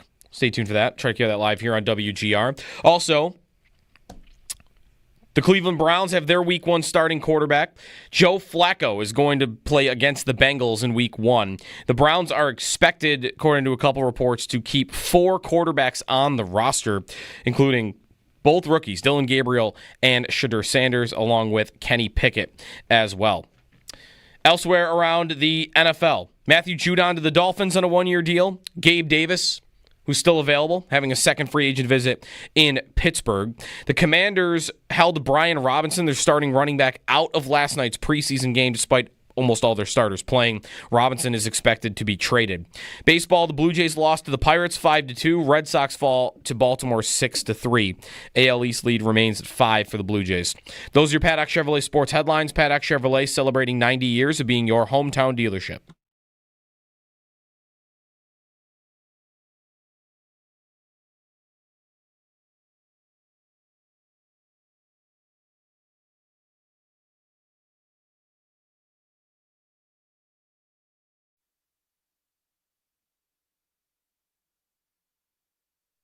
JT Sanders, the tight end. 3rd and goal. Pocket collapsing. Young rolling. Directing traffic. Throws to Coker for a Carolina touchdown. Bills go to Carolina this year. We're going to do 14 teams in 14 days, checking in with each of the Bills' opponents along the way. 14 teams, 14 days, brought to you by Northtown Automotive. Get a Northtown... hold on one second. Sorry. Get a Northtown Engine Shield engine protection warranty on new and used vehicles at Northtown. Northtown Automotive. 14 teams, 14 days. Up next, the Carolina Panthers. And joining us on the Western Hotline is Darren Gant, who covers the Panthers for Panthers.com. Darren, good morning. It's Jeremy and Joe. Thank you for taking some time today. Absolutely. How you doing, fellas? Doing good. My first question on the Panthers, I imagine this is something that you'd get a lot from people on the outside looking in, is how stark was the switch from Bryce Young looks like there's not much going on there to, oh, okay, never mind. Resume course, number 1 overall pick. Maybe this thing could work out. Was it as drastic as it seemed from the outside looking in? To put it briefly, yes, it was that stark. I mean, what we saw the first 2 games, he didn't look like a guy who was a first-round pick or, even a starting quarterback in the NFL. But when he came back, he was playing really well. I mean, second half of the year, Bryce was a perfectly competent to good NFL quarterback out there. And, I think they changed some things. They started changing the way they used him. They put him in some advantageous positions. They began that in the offseason. He didn't take advantage of it early, but they began that in the offseason by spending $150 million on guards. And that took them from an offensive line that gave up 65 sacks the year before to 36 last year, and the difference was pretty immediate. And Bryce was good the second half. It wasn't good with qualifiers. It wasn't good, but it was just good the second half. I mean, that game, 10 touchdowns, no interceptions the last 3. That last game against Michael Penix and the Falcons was pretty phenomenal. 2 young quarterbacks going at it. And I think it's worth remembering that when I say 2 young quarterbacks, Bryce is the younger one of the 2, even though Penix was a rookie. Yeah. There was a lot of pressure also around the draft class itself. It goes Young and then Stroud. And, I wonder how much that kind of weighed on anybody there. Like Stroud had a really great rookie season. It ends up looking like, well, you made the wrong pick. And that feels like, Darren, that kind of pressure, even if Bryce Young's not saying he's feeling it, it's almost kind of really impossible to ignore. Well, I mean, those 2 guys are friends. So, I mean, the idea that there's any kind of tension in the dynamic between them or anything, that's not real. I mean, the reality is if you would have asked 30 other general managers prior to that draft, Bryce Young or C.J. Stroud, the answer was universally Bryce Young. I think because of the way things played out, there's been some revisionist history, but realistically, if the Houston Texans, I mean, that's been reported out well by my old friend John McClain down in Houston. If the Texans had picked first, they were taking Bryce, and then C.J. would have landed in Charlotte, and C.J. Stroud would have landed in a Charlotte that didn't work out because Frank Reich and that staff that he put together just never made it through the first season. And the situation is everything, and that's why they've done such an intentional job of putting pieces around Bryce. I mean, not just those offensive linemen. You spend a couple of first-round picks on wide receivers in XL, Xavier Liggett and Federoa McMillan, and they think they've got something going on offense. You've got a couple of 1,000-yard backs in Chuba Hubbard, Rico Dowdle. They've created the conditions for any quarterback to succeed, and so far Bryce has succeeded in the time he's been in there with those guys. Would you expect, you mentioned McMillan, he goes 8th overall. Would you expect him right out of the gates as a rookie to be what they drafted him for, which is to help propel Bryce Young to another level? Well, I think he's got the opportunity. Listen, this guy's got pterodactyl wingspan. He's got long arms. He can go get it. He makes these very casual one-handed catches just when he's screwing around in warm-ups. He's just goofing around, and all of a sudden balls stop flying when they get near him because he's just plucking them out of the air one-handed. He's got that opportunity, but again, it's a really deep group when you look at there's still an Adam Thielen around, and that's a guy capable of being a high-volume wide receiver. XL has done a lot of work this offseason. He was maybe best known late in the year outside of Charlotte for that drop in Philadelphia late in the game that kept them from beating the Eagles, and those guys were okay. So I think he's done a lot of work. He became a devotee of the jugs machine. He was spending the entire offseason catching balls. So they've got a bunch of targets, and I think the Panthers are always Bryce, when he was coming out of college at Alabama, was known as that spread it around guy, not just a lock into one receiver. And he certainly got the cast around him to be able to do that here. Darren Gant, Panthers.com. What's a good season for Carolina this year?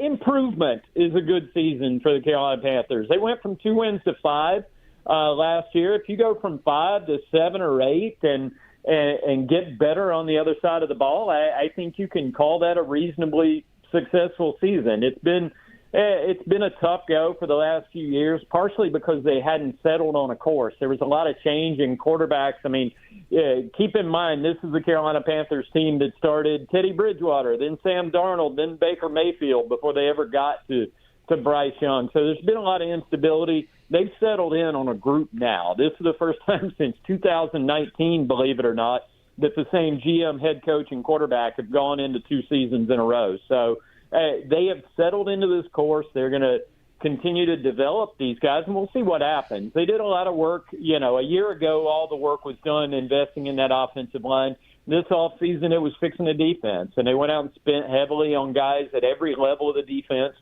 5 free agents who were going to be regulars came in on the first day, two pass rushers in the second and third round. So, they've been intentional about the work, and I just think they need to continue that kind of steady progress to make this thing sustainable for the long haul. I saw them mentioned in a report the other day about Trey Hendrickson. Those guys so rarely move, the big name contract dispute guys, but should one be moved, would you expect Carolina to still be looking to improve even this late in the offseason? Yeah, what do you want me to do, the coach speak cliche? You're always looking to improve your roster at every position. I don't know that they're necessarily in that kind of realm. I don't know that Trey Hendrickson's going to get moved. One of the things that's funny to me as somebody who's done this, grew up in newspapers and been doing this for a long time, we've now created an economy where people just make stuff up. And we do hypothetical trades all the time. And a lot of this stuff never comes to fruition. But it makes for good content, I guess, from April through August. So it keeps a lot of people employed, and I would never do anything to diminish the economy. We do need it. We need these trades. We need potential trades this time of year. Darren Gant on the Carolina Panthers, Panthers.com, as the Bills will make a trip to Carolina for the first time in a long time. And that means give me a break. What? People from Buffalo are making the trip to Charlotte every day. I can't swing a dead cat in this town without hitting a Bill sticker on the back of my car. That's what I was going to say. Are there a lot of takeovers there in Carolina? Because I would imagine that Bills fans are ready to take over, and I think I've even gotten reports that tickets are very expensive for this game, just because it's not exactly a regular occurrence going down there. Well, and also it's going to be a beautiful fall afternoon in Charlotte, North Carolina, the center of the universe. That's why you people keep coming here, right? Yeah. No, it's great. We love our friends in Buffalo, Brandon Bean, Sean McDermott, and so many of our old friends end up there. It's kind of a reverse migration in terms of football, but no, it's always interesting. I mean, the Bills fans are passionate. They're on a hot streak right now, so they deserve it. Yep. I love Charlotte, North Carolina. This is home, and I understand why so many people want to come here. All right, Darren Kent. We'll talk maybe closer to the game, and best of luck to the Panthers this season. Thanks, Darren. Yep, sounds good. See y'all. All right, Darren Kent, Panthers.com. Bills and Carolina. Last time Carolina was good. Cam Newton, that's right. Got to be Cam Newton. Can I give you the stat of the day? Sure. Go ahead. I got a stat of the day. You already know what it is. I do, yeah. Stat of the day. It's we kind of found our way to this conversation about the Bills' defense. So, stat of the day is powered by Empire Electric, your residential neighborhood electrician. Visit empireelectricians.com. I would classify this as a stat that I think I knew this, but I didn't know that I knew this until I checked to see that, yeah, that's right. Here it is. Yeah. It's just this. The last Bills Pro Bowler on the defensive line, not all Pro Bowler. Pro Bowl. The Bills' last Pro Bowler on the defensive line was Kyle Williams. Yeah. Yes, he was. That's kind of wild. For a defensive head coach, a team that I know they have the amazing quarterback and they've had some studs over there, but they've invested a lot in their defensive line over the years. And Von probably does make it if he doesn't get the knee injury in Detroit, but yeah, they don't have a single Pro Bowler on their defensive line. No. And Pro Bowl's not usually that hard to make. It's not the same as quarterback where 10 guys get invited, but yeah, Kyle Williams in 2018 is the last. So they haven't really. And that's a guy that was a holdover from forever. So they've not added a guy that was able to finish the season in the Pro Bowl on the defensive line. No, and I mean, look at the names. I'm looking at a list of like Pro Bowlers since then. So they've had 24 Pro Bowlers since their last Pro Bowl defensive lineman. Some of those are repeat. Like Allen is on here six a bunch. times. But 24 Pro Bowl selections since their last defensive line selection. Roger Saffold made a Pro Bowl, by the way, for the Bills. All right. How about that? How many people even remembered him on him being a Bill? I do. A full year starting Bill at guard. He's that. Like whenever we go through the guards that they rip through, I never think of him. Yep. Dawkins is on here a bunch. Diggs is on here a bunch. Knox is on here. Morse, Milano, Poyer. No defensive lineman. Andre Roberts is on here. Andre Roberts. How about that? Okay. 8030550. Ed Oliver hasn't made a Pro Bowl. That's what I'm saying. Like a Pro Bowl. It's kind of wild. Not one. I mean, he had a 9.5 sack season. Leonard Floyd had a great season. Didn't make it. That's right. Man, if I told you, hey, the Bill, something about Oliver lately is just getting to me. If I told you, I think it is the draft pick, but if I told you in 2019 you pick him 9th overall and you're going to be 6 years into this thing and he hasn't made a Pro Bowl, how you feel? Like you feel like really? I wouldn't sign up for that. Yeah, you might. 8030550 and 1-888-550-2550. Jeremy and Joe, that was our 14 teams in 14 days. We're doing another one at 9 o'clock with the Falcons. Bills go to Atlanta for a primetime game, which will be a ton of fun. Bills fans, just getting the scouting reports on these teams. You're going to go invade and dominate their fan bases. That's all. We're going to invade Atlanta? Yes. I would like to see the stadium. Like that stadium would be top 5 stadiums I'd want to go see. Yeah, I think that's probably right. And the concessions up are cheap, which is a nice selling point. Right. More of your phone calls, wide open phones for you next, and the Falcons check-in coming up 9 o'clock here on WGR.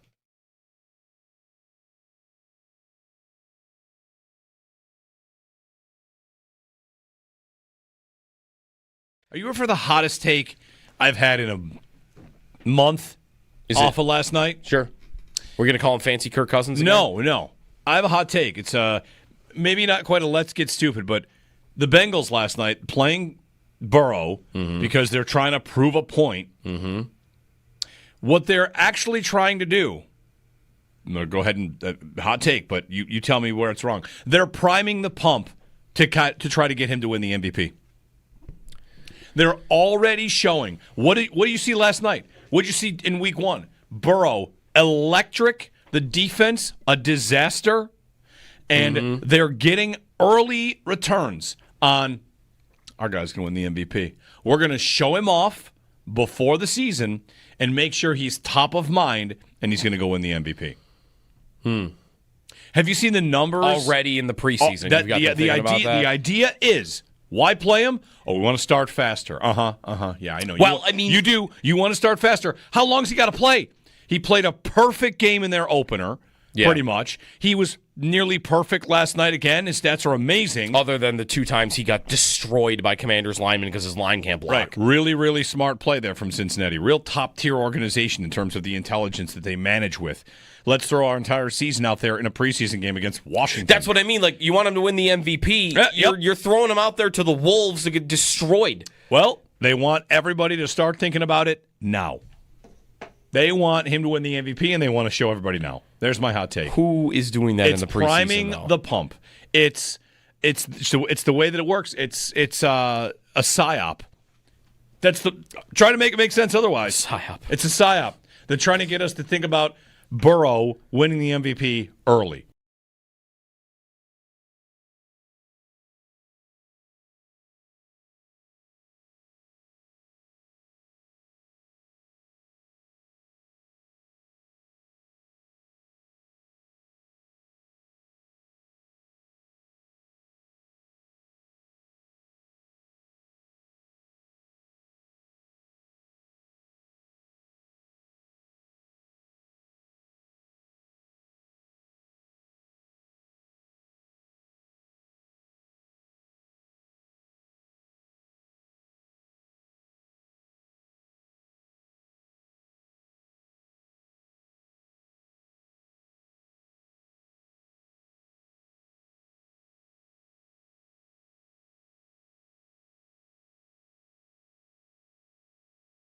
But for the defense, like, what is the number?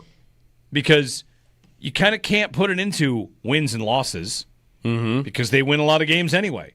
Right. Last year, their defense was not really as good as it normally is, and they won a lot of games. This year, you could have the same defense and, looking at the schedule, be the 1 seed, right? So that'll be one of the things about this year, Joe, when we're watching games. If they win the opener 27-24, that's good. They win. Yep. Are people okay with 24? Are people okay with giving up points and still winning? Because going back to the AFC Championship game, there's a lot in there about just flat out points given up. You gave up 32 points to a team that didn't score a lot this year in Kansas City. Your offense scored 29. 29 should be enough. That's something you hear a lot. 29 should be enough. So if the defense gives up less than 29, is that mission accomplished? Like, I wonder what we will think about the standard for them. What is better than last year? Oh, they're not turning it over as much, but their third down percentage is better. Is that it? They're off the field. They're forcing more punts. I'm always wanting to talk about punts forced more than turnovers forced because punts are turnovers, and while they aren't as sexy, like, they do matter. So trying to establish a standard for the defense. I want to see them be able to not get picked apart in the pass game, which was new for them, right?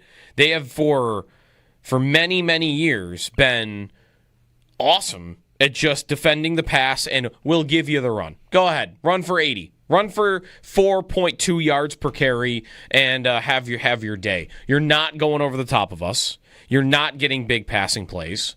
And last year, for the first time, that was kind of different. And maybe that's the safety point. Maybe that's the safety point, how they were playing and the talent level of the two that were back there. But that would be my standard, is to not feel like, oh, they got a great quarterback coming into town. Well, that guy's going to rip it up.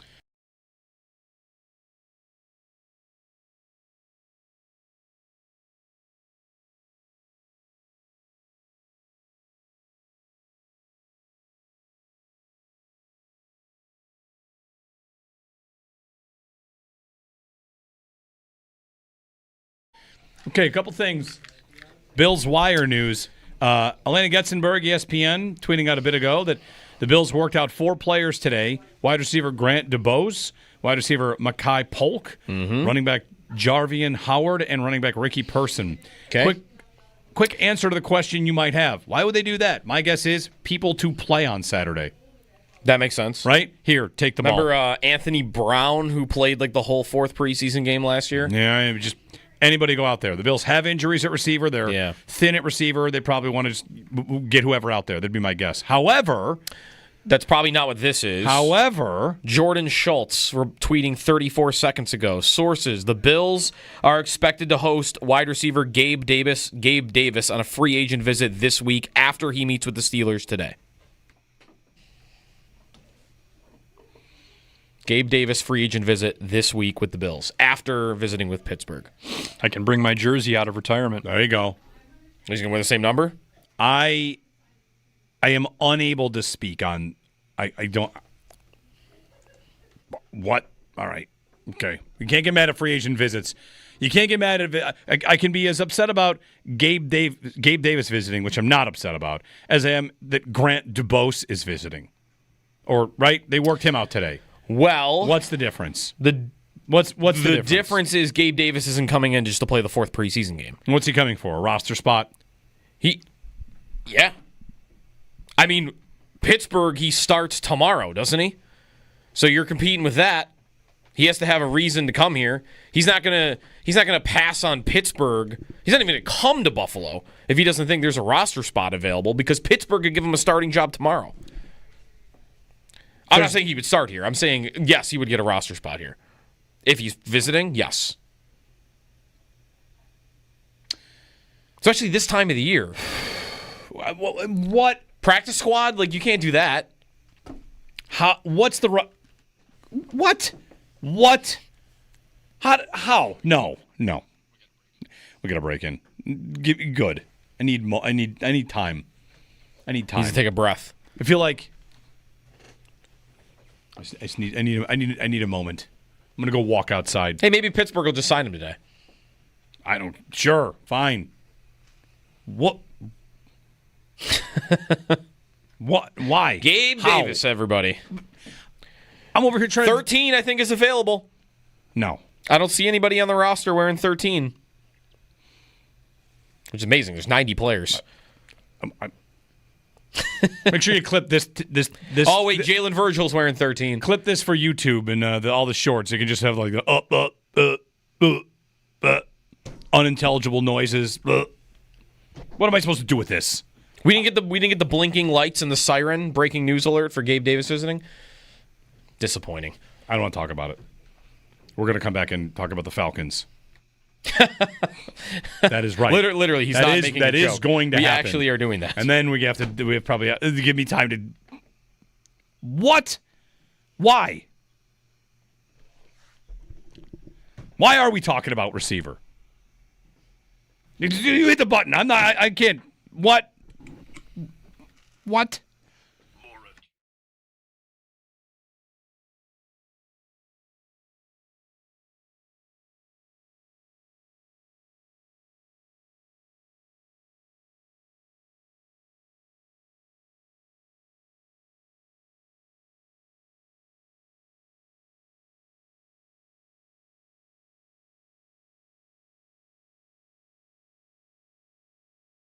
How's everybody feeling about the Bills' defensive overhaul right now? How do you feel about it? How do you like their chances? Brandon Beane on the broadcast of the last preseason game where they got the Bears game. He's asking, he's talking. We went back in, we looked, and we got to kind of turn things over on defense. We got to get to the passer. We got to get to Burrow. You want to get those? You playing with these guys? You got to get them on the ground. And of course, there's more to defense than just getting the quarterback on the ground. So. Here we are a couple weeks out from the season. You've seen the offseason. You've seen preseason. You've heard from camp, whether it's injuries or whatever. How do you feel right now about the Bills' defensive overhaul? Confident? I feel like you want to know why I didn't put up a poll on this on Twitter? I didn't put up a poll because I felt like if I didn't include one option that was something McDermott, I would get 20,000 responses about where's the thing about McDermott? Where's the it doesn't matter because it's McDermott, because the people that don't really trust him, no matter how good they get defensively, you've got people that don't trust him. So how do you feel about their defensive overhaul right now? Give us a call, 803-0550. I feel the way that I always feel about their defense, which tends to be I guess I don't trust it in the playoffs. And it's hard to get excited about it before that, because I've seen them be a great defense, and in the playoffs, whether it's injuries or whatever it is, like there's always a reason there. And the thing that has me nervous right now is, yes, safety.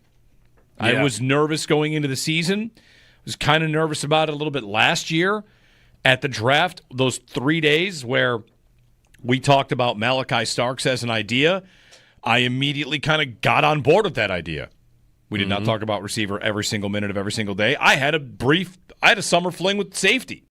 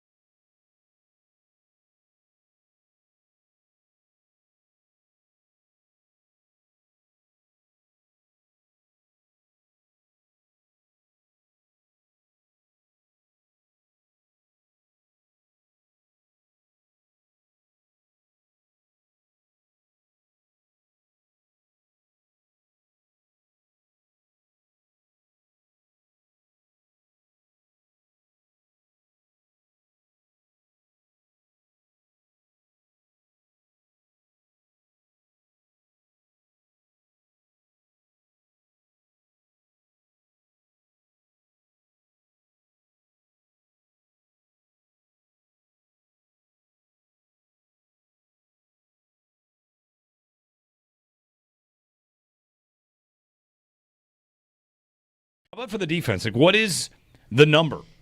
Because you kind of can't put it into wins and losses because they win a lot of games anyway.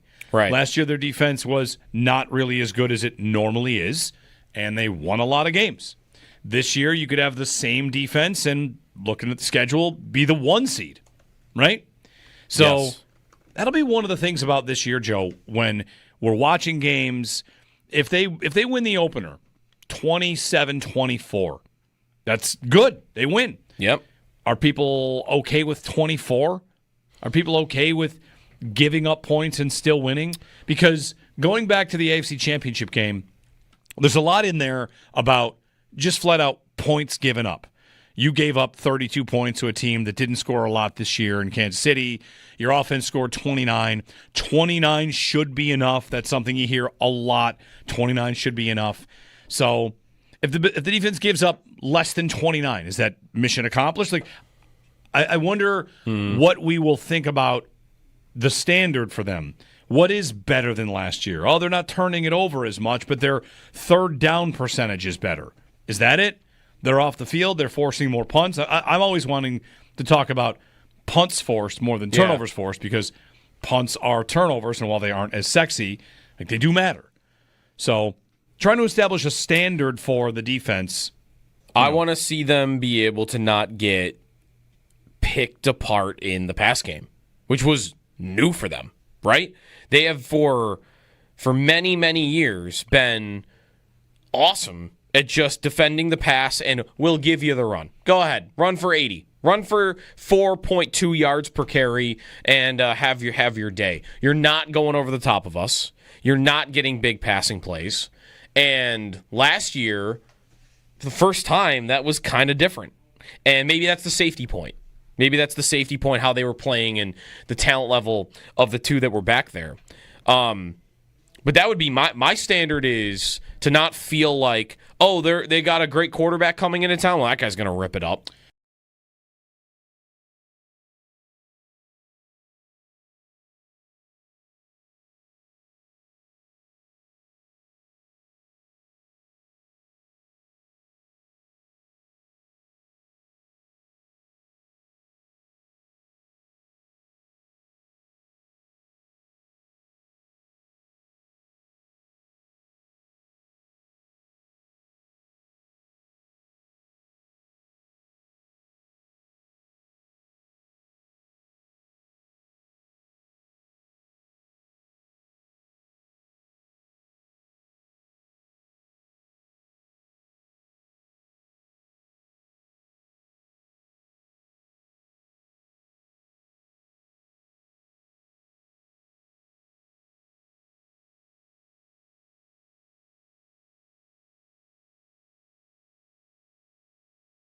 Bills were off from practice yesterday, obviously, as they got in late from the Chicago Sunday night preseason game where they got shut out.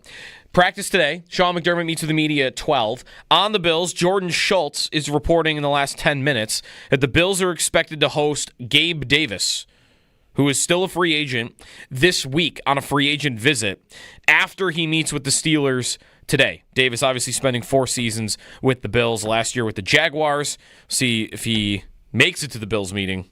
This is his second free agent visit with the Steelers. Elsewhere around the NFL, Joe Flacco named the Week 1 starter for the Cleveland Browns. There's a report they're expected to keep all 4 quarterbacks on the roster, including Kenny Pickett and both rookies, Shedeur Sanders and Dylan Gabriel. Miami adds Matthew Judon on a 1-year deal. In Washington, they did not play starting running back Brian Robinson in their preseason game last night, despite a lot of the other starters playing. Expectation there is that he is likely to be traded. That's your Paddock Chevrolet Sports Update. Paddock Chevrolet celebrating 90 years of being your hometown dealership.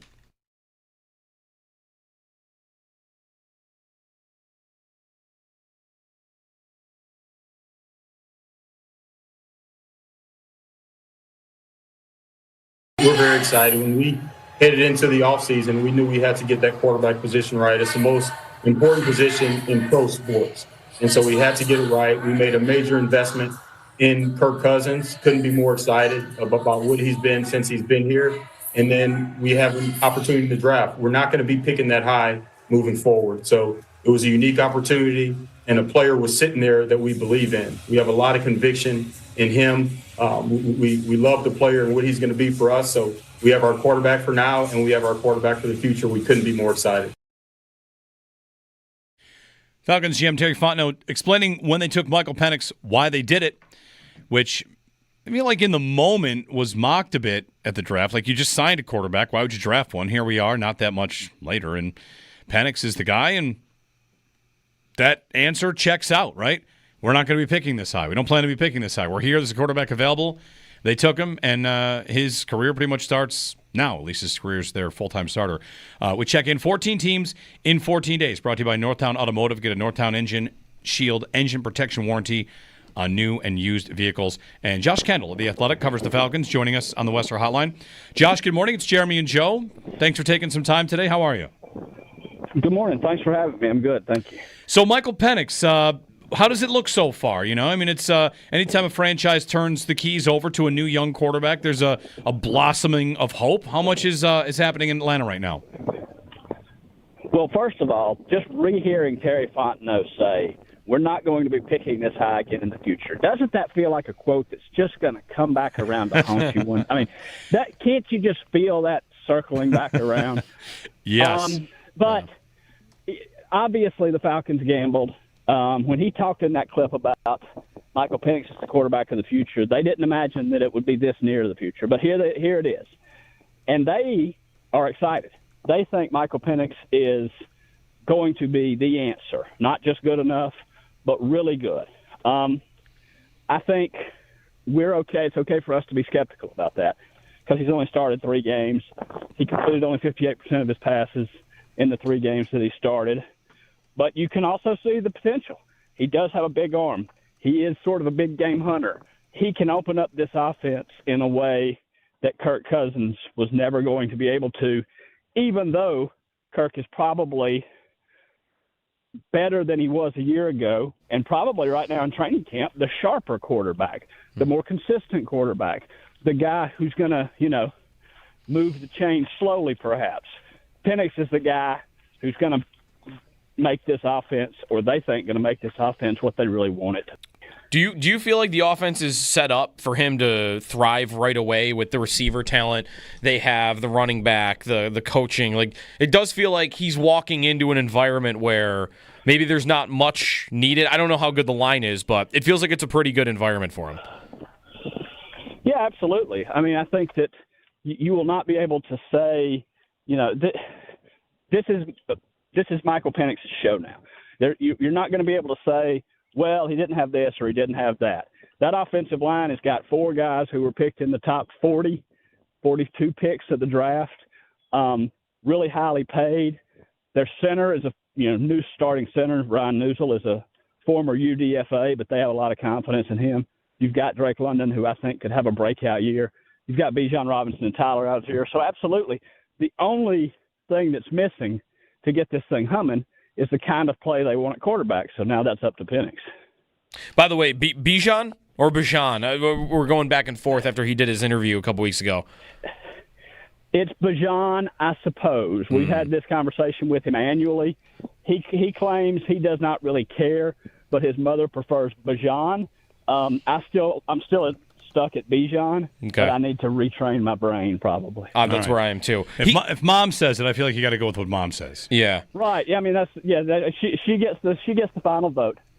He had 300 carries last year. What do they want to be on offense? Do they want to be a team that is run first, they have a star running back, and have that kind of protect Penix in ways, or do you think they want to be a little bit more air it out? The quarterback's got the arm for it. Let's go. I think they want to be the Rams. I mean, I think Zach Robinson, that's the system he came from. That's a pretty good thing to want to be offensively. I think that, if you're going to try to copy somebody in the NFL, it's the McShanahan system, as I guess I hear people calling it now. So, and the Rams, look at Kyron Williams' workload the last 3 or 4 years. The Rams run the ball. So, yes, I think they're going to run the ball and try to take big shots. I think, and this is a really an open question, that they're going to try to get more play action back into the offense off of that run game. But we got to see that first before I'm 100% that that's the way they're going to go. But this is going to be, not run first, but heavy run, big shots. On the offense, a lot of big names we've mentioned, Drake London. We haven't brought up Darnell Mooney, Robinson. Is there ever a breakout coming for Kyle Pitts? Is it even, I guess, important to them to get him going, given that they have so many other mouths to feed? Michael Penix has put a lot of effort this offseason into bringing Kyle Pitts along and to getting Kyle Pitts where everybody would like him to be. Taking him, they played a lot of golf together this summer. They're riding to the stadium now, apparently, for games. I think Penix has made a real concerted effort to, get Kyle Pitts back to rookie year Kyle Pitts. I remain, if not skeptical, unconvinced. I'm not counting on Kyle Pitts to do anything dramatic for this team this year. And I don't think that they need that. Could it take them from one level to the next level? Yeah, absolutely it could, and they would love to have that. But they can still be a really good offense. This can still be a top 10 offense if Kyle Pitts just remains, the average or maybe even slightly below average starting tight end we've seen the last couple of years. There was rumors about him, or not even rumors, there was tweets about him working with the receivers primarily. Like, I guess what even position, role, what are they asking him to do? Is he playing more traditional tight end, or is he just not doing any of that? No, he's a tight end. He works some with receivers, but he is a tight end. They're not running him out there at X or Z. They need him to be a tight end. They are okay on their receivers. That being said, another open question for the Falcons is, last year they were the most 11 personnel heavy team in the league. Will that continue? If that continues and they don't find a way to work more 2 tight end sets into the season, I think by the end of the year, Charlie Warner, whose name nobody listening to us may have heard, and that's perfectly understandable, could end up getting more snaps than Kyle Pitts, because he is more of the traditional, can fit in the run game tight end, and I think that that's what they want from their tight end. All right. The Falcons and their expectations this year. What's a good season for Atlanta? The division? I mean, the playoffs good, division ideal? Yeah, I think division and playoffs are one and the same probably in the NFC South. Okay. I don't see this as a 2-playoff division. So, yeah, I think if you got to 10-7 and made the playoffs, considering you've been out of it for 7 years, that would have to be considered a success. Maybe not quite commensurate to all of the resources that they keep putting into things, but it would have to be at least a positive development. Right. Do you like having the Tampa game right away? That's week 1 at home. It's pretty early for it, but I think most expect those to be the 2 teams that are fighting for the top. Yeah, I think that lines up well for Atlanta. It's in Atlanta. Wirfs is out. the Bucs will be adapting to a new offensive coordinator. All those things are great or good for Atlanta. But Atlanta beat the Bucs twice last year and still lost the division. I think that we're going to put a lot of weight on week one, and I get that, and I'm going to be right there as a part of that. But I don't think it's going to be a deciding factor really in any way. All right, Josh Kendall of The Athletic, who covers the Falcons. Josh, thanks so much for the time today. Thank y'all. All right, 14 teams in 14 days. By the way, they're in Week 2 Sunday Night Football. How about Week 2 Sunday Night Football? Michael Penix against J.J. McCarthy. Love it. I like that too. I'm ready to watch the Falcons this year. They've been slowly getting more interesting and exciting. Well, they got primetime games. So there's that Sunday night game. Then they have the Bills Week 6 Monday Night Football. And then the very next week, they're on Sunday Night Football again against the 49ers. They have a London game against the Colts in there. There's a Thursday night game against Tampa. Another Monday night game against the Rams. That's a lot of primetime. Yeah. 803-0550. All right. Should we just taking a breath? You ready? Stream of consciousness about Gabe Davis talk. Let's start this car up. Jordan Schultz reports the engine run. Gabe Davis is coming in for a free agent visit. What are we supposed to do with that? I'll tell you where. It's weird to figure out how he would fit on the depth chart if they were to be serious about signing him. Yeah. Because that means all your Tyrell Shavers hype, poof, that is gone. He is not on the roster. Maybe practice squad. I'll just say it like this. If your wide receiver room is such that Gabe Davis can walk off the street on August 19th, sign a deal, and be on your team, your receivers aren't that good. Period. That's it. We all kind of already know that. We know that it's okay to be not that good at the position. That's how the Bills like it, I guess, or that's where they are right now. Gabe Davis walking in off the street and getting a roster spot on August 19th, not participating in any part of training camp. I don't think he's going to make the team. The idea he's here for a visit is for what? Is it to drum up? Is it to try to convince Pittsburgh to sign? I think that's a real possibility. Pittsburgh's room is what? DK Metcalf, Calvin Austin III, Roman Wilson. There's nothing. That's what we're looking at. They're Roman barren. Wilson's there too. Yes, they could probably use Davis. Davis, to me, Gabe Davis, like he was a really nice player for the Bills. He was a very successful 4th round pick. He is the reason the wide receiver train exists. He's the reason. He's the creator? Yes. In a way. It didn't exist until they made him the number 2, and they planned to make him the number 2. And the idea on this station was that's not going to be good enough. And it wasn't good enough. This team went out with Diggs, Davis, Hardy, Sherfield. Diggs, Davis, McKenzie, Crowder. I saw... it was very obvious he was never good enough to be a number 2. It's why the wide receiver train exists. It's why this position has been over-talked about for years and years and years, because they're always turning it over. And I'm sorry, again, I'm not pre-mad about this because I don't think it's of meaning. But if he signs today and takes a roster spot away, he can't walk in on August 19th and be on your team. He signed out tomorrow, by the way, because Jerry Dulac in Pittsburgh says that he's visiting with the Bills tomorrow. Okay. The one thing I will say is, though, that while, yes, he absolutely was not good enough to be a starter on this team full-time. I don't think that worked. He wouldn't be starting, right? Would he not be number 6? Just give me the receiver core. He's playing special teams? He's not signing here unless he's going to play receiver. I don't know what he's doing. Give me the receiver core with Gabe in it. He's Coleman's backup? Or is he getting Coleman to now play the slot? Maybe they don't like what Coleman's doing with as the X. And they think, okay, everyone's saying it out here, this guy should play in the slot. This guy should play in the slot. Maybe they're thinking maybe he should play in the slot. But if he plays in the slot, who's our X? We don't have one. They wanted to keep Mac Hollins. Maybe they thought Mac Hollins was their break glass in case of emergency. And now it's, I guess Tyrell Shavers is going to be that. Maybe they would trust, hey, if we've got to move Coleman because he can't handle this, we need somebody that can handle it, and this guy's available. That's my best sales pitch for him being on the roster. Is that he's going to play and Coleman's in the slot? He's going to play the X when they realize Coleman can't. Yes. And Shakir and Coleman split slot snaps? I guess. With Kincaid? Yeah. It's not happening. And Samuel. And Palmer. It's not happening. Right? Dulac also, by the way, said he's having a medical follow-up with the Steelers today. The Steelers had medical concerns when Davis visited the previous time. That's the added context from him. I think that maybe the story is he's visiting the Bills to try to get the Steelers to make it happen. Make the move, Pittsburgh. He might go back to his old team. Aren't they going to? They love him there. So much respect for that guy. And again, he's a success story who was just overcast for multiple seasons. Mm-hmm. So, all right, he's visiting. That's my idea. It's important everybody knows I am not mad. Yeah. I don't have a word for how this what the emotion is, the language we speak. I don't know what this emotion is.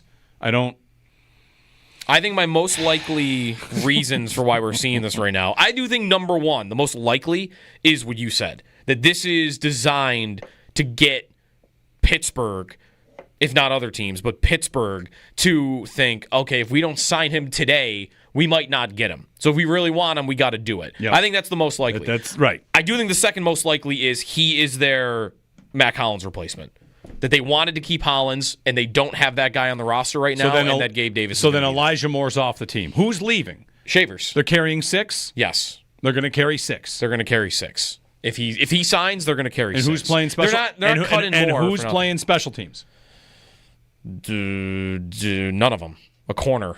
No, you keep 6 receivers with none playing special teams. Someone else is the gunner. A running back is the gunner. A safety is the gunner. Derek Forrest. I don't know. Yeah, you wouldn't have a receiver playing special teams. You have a receiver that's on your practice squad play special teams and elevate him a couple times? And that would mean... And just kind of use the practice squad as a... That's why I mean it's tricky. Because if you do that, then one of your receivers is inactive every week. So, which might just be Samuel anyway because he can't stay on the field. But, yeah, you're right. Like it doesn't... The special teams part of it doesn't fit. Unless he's going to do it. But has he done it since his rookie season? Did he even do it in his rookie season?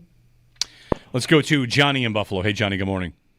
Hey, good morning, guys. I'm not happy with Gabe Davis coming in. I couldn't care less about him coming in. It's just like one of those, he can't sign with any other team, so he's back here. It's not a great look. And, I guess it's Tuesday. Tuesday has no feel. I just feel like complaining about the Bills. Complaining about the defensive signings and how we just continue to neglect offense. Here we are.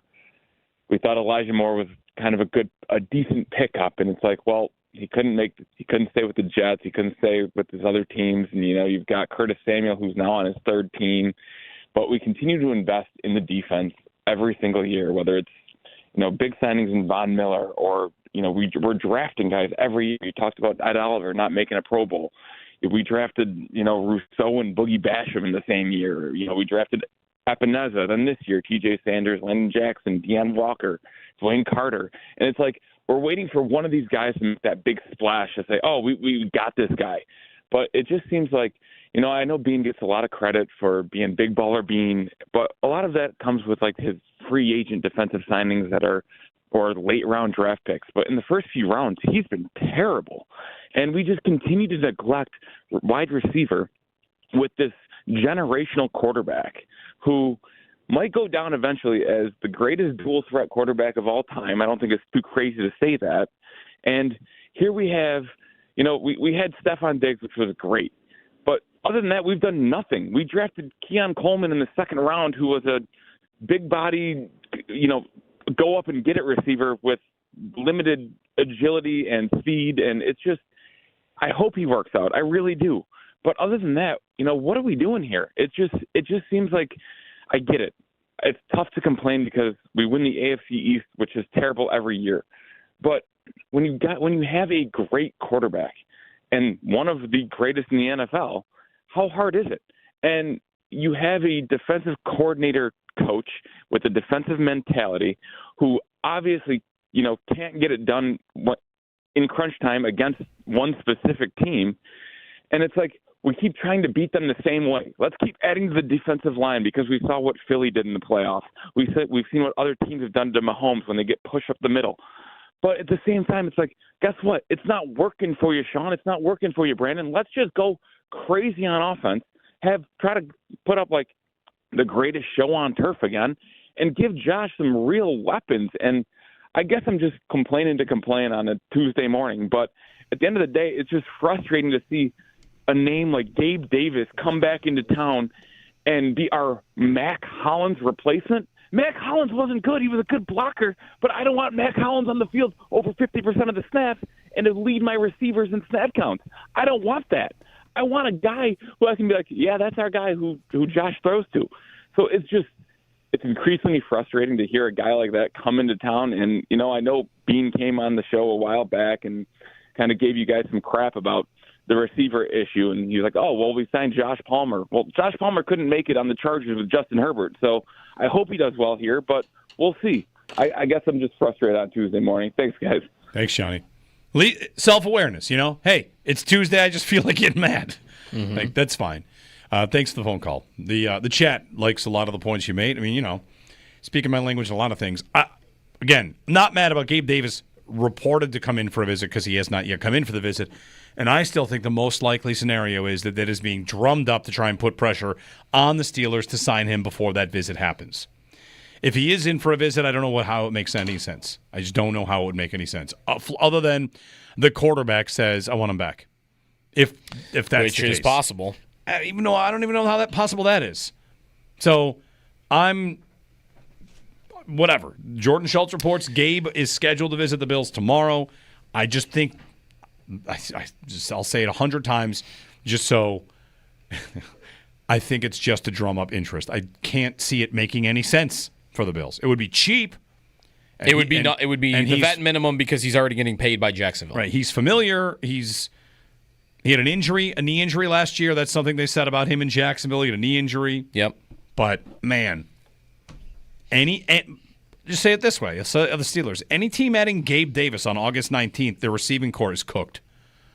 That's it. Right. You can just say it of any team. Pittsburgh, you too. You can just draft guys instead. You can just do that. You could. Pittsburgh. The draft. I'm yelling at Pittsburgh. Yeah. I mean, the draft point, too, like, it's really just the first round, though, because they've got some second round nailed, like Torrance and Cook, and, I mean, Bernard's a third round pick. But it is stark to look at, like, their draft history and look at round one. It's like one guy in 6 years. It's Rousseau. That is, like, really met expectation. Because Kincaid hasn't done that yet, and Coleman, who wasn't even officially in a first round pick, hasn't done that yet, and Hairston, obviously, is new, so he's not going to have a chance. And they have a couple years where they didn't have a first round pick.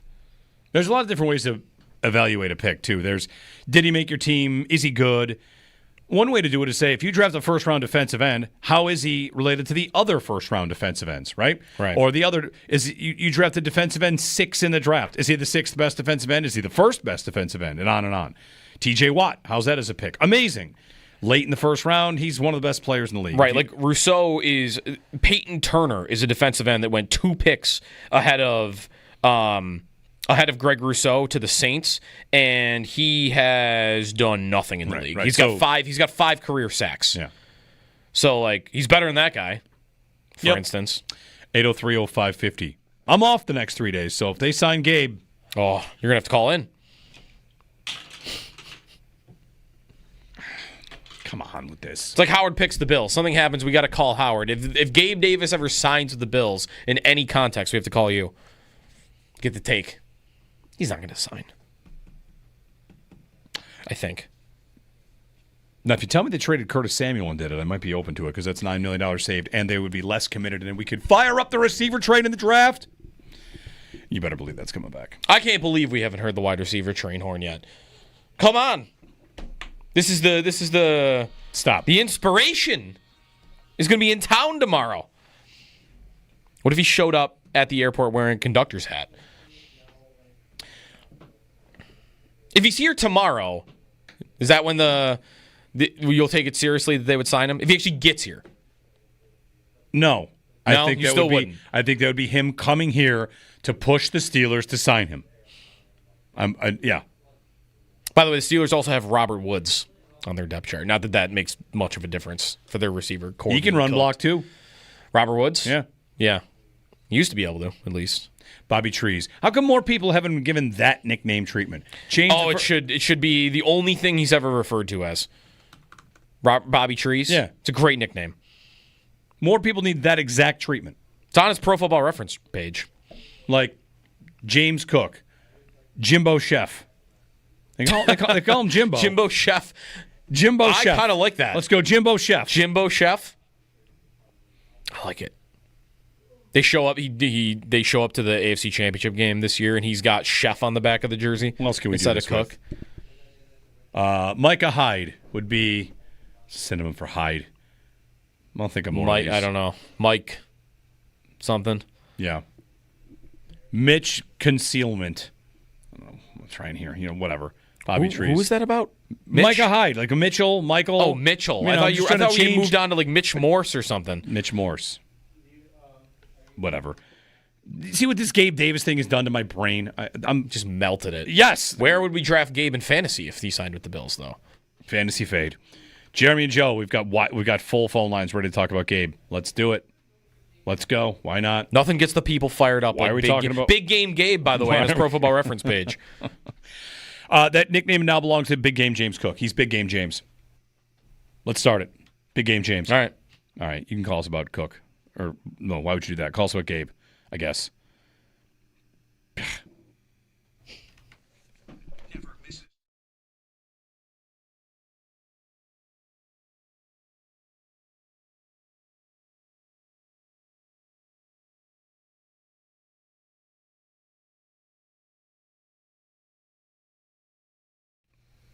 Should we All right, just you taking a breath? You ready? Stream of consciousness about Gabe Davis talk. Let's start this car up. Jordan Schultz reports the engine run. Gabe Davis is coming in for a free agent visit. What are we supposed to do with that?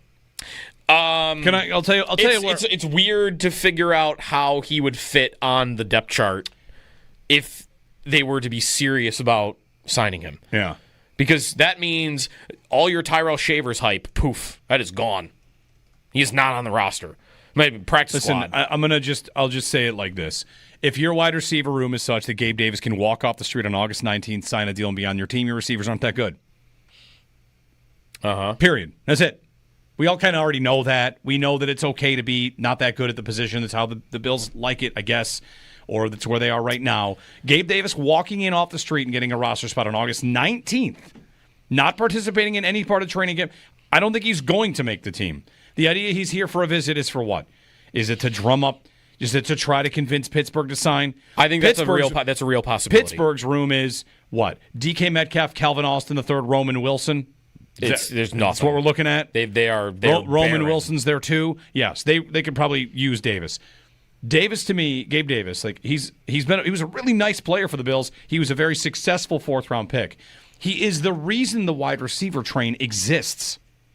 He's the reason. He's the creator? Yes. In a way. It didn't exist until they made him the number 2, and they planned to make him the number 2. And the idea on this station was that's not going to be good enough. And it wasn't good enough. This team went out with Diggs, Davis, Hardy, Sherfield. Diggs, Davis, McKenzie, Crowder. I saw... it was very obvious he was never good enough to be a number 2. It's why the wide receiver train exists. It's why this position has been over-talked about for years and years and years because they're always turning it over. And I'm sorry, again, I'm not pre-mad about this because I don't think it's of meaning. But if he signs today and takes a roster spot away, he can't walk in on August 19th and be on your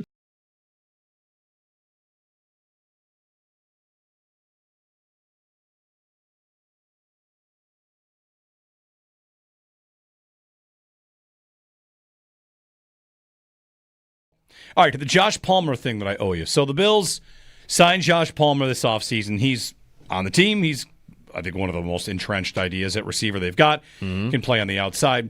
Matt Harmon at Reception Perception just charted Palmer last year with the Chargers. And he had not done Palmer since the 2021 season. That was his big year, I think. Usually you have to, rate on a level to be get the breakdown from Harmon. He's not doing every single receiver in the league. I don't think Mac Hollins gets a page. Due respect. So he finally gets to Palmer. And if you subscribe to Reception Perception, I do. I mean, I would suggest anybody that likes dynasty fantasy football and wants to draft receivers and build that way and trade for the right receivers. He does great stuff, and that's fantasy. But what Harmon does is, watch the tape, break down success rate, alignments, what they do, how well they win. And he writes, of course, the Bills are hoping Palmer is more than just a 4th receiver because he's a 3rd and 4th guy in L.A. And last year, his percentile, his numbers for beating man, zone, and press are not exactly great. He was not very good at beating zone. He was not very good at beating man coverage either. Like, this is the Bills' man beater. And last year, Harmon sampling Palmer says he beat man coverage on the 29th percentile, which is not very good. No, it's not. He did beat press coverage pretty well, so he's got some ability there. Okay. And what he points out is, it's funny, like, he almost treats the Bills like they are a different passing game than most teams. Okay. This player can do this, but what the Bills do is this and this and this. And he even relates Palmer's potential fit and success as if he can get the Bills to put Coleman in the slot, it's a win. He is still one of these guys bullish on Coleman should be a big slot. Yeah. And shouldn't be the X.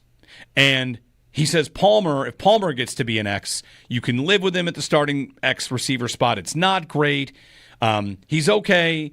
He does deep in-breaking routes. Basically, what you're going to get from Palmer is more stuff down the field, and the intermediate stuff might not be.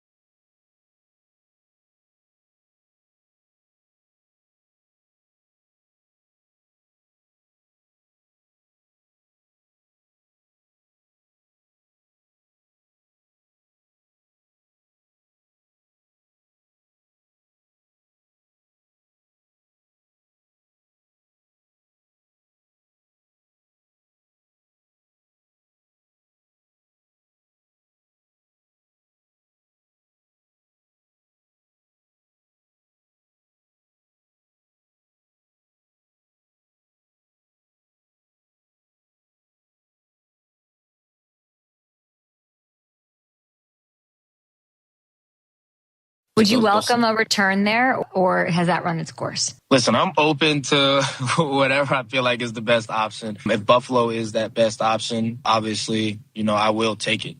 That's definitely something that I will do. I know the system very well. I know the guys very well. And I feel like I can contribute big there like I have in the past.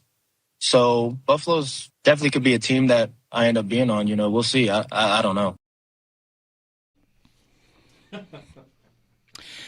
Gabe Davis with K. Adams.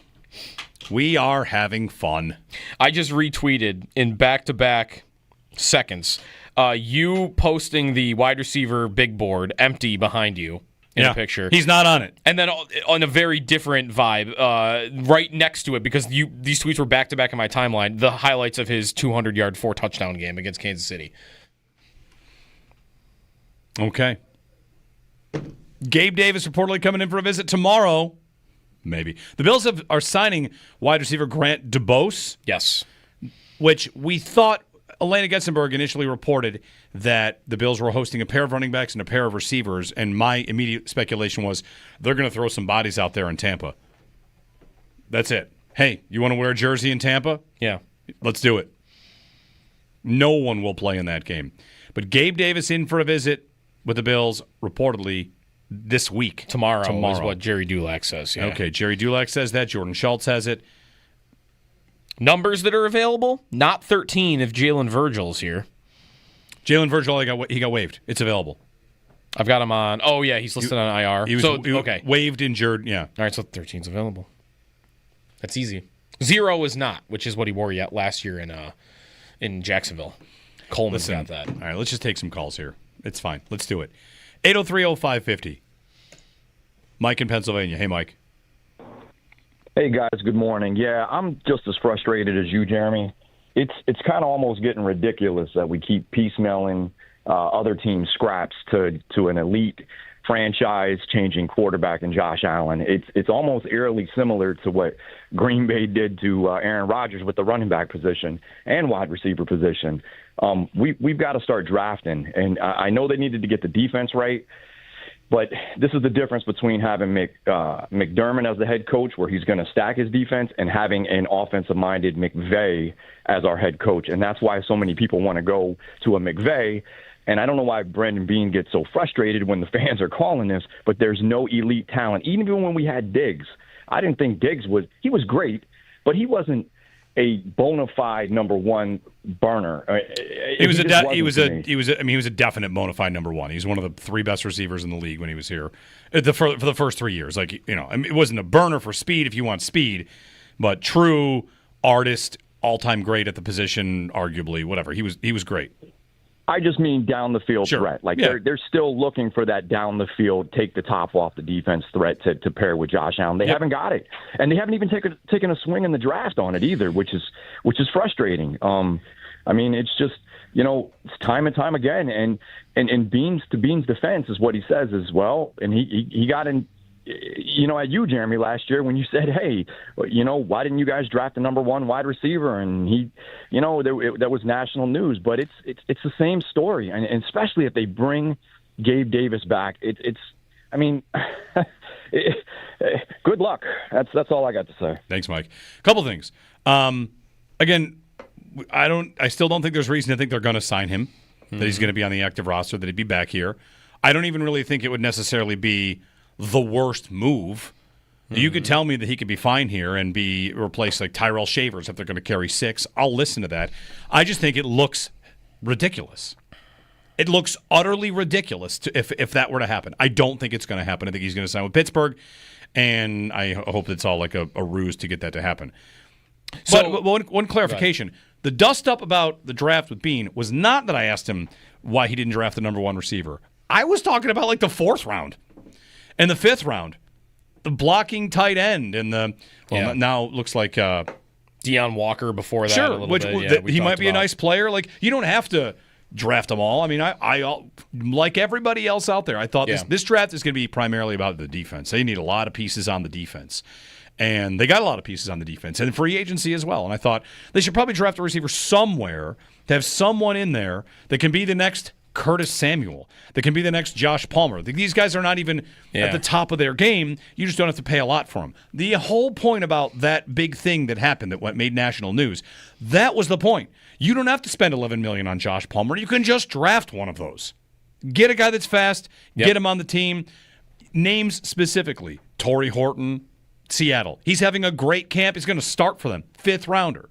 You have to just take the... Shakir is a great example of this. What they do, they drafted Shakir. Took a little bit of time to get him on the field, and then, boom, you get 2 years of really cheap, and you extend him, and you're...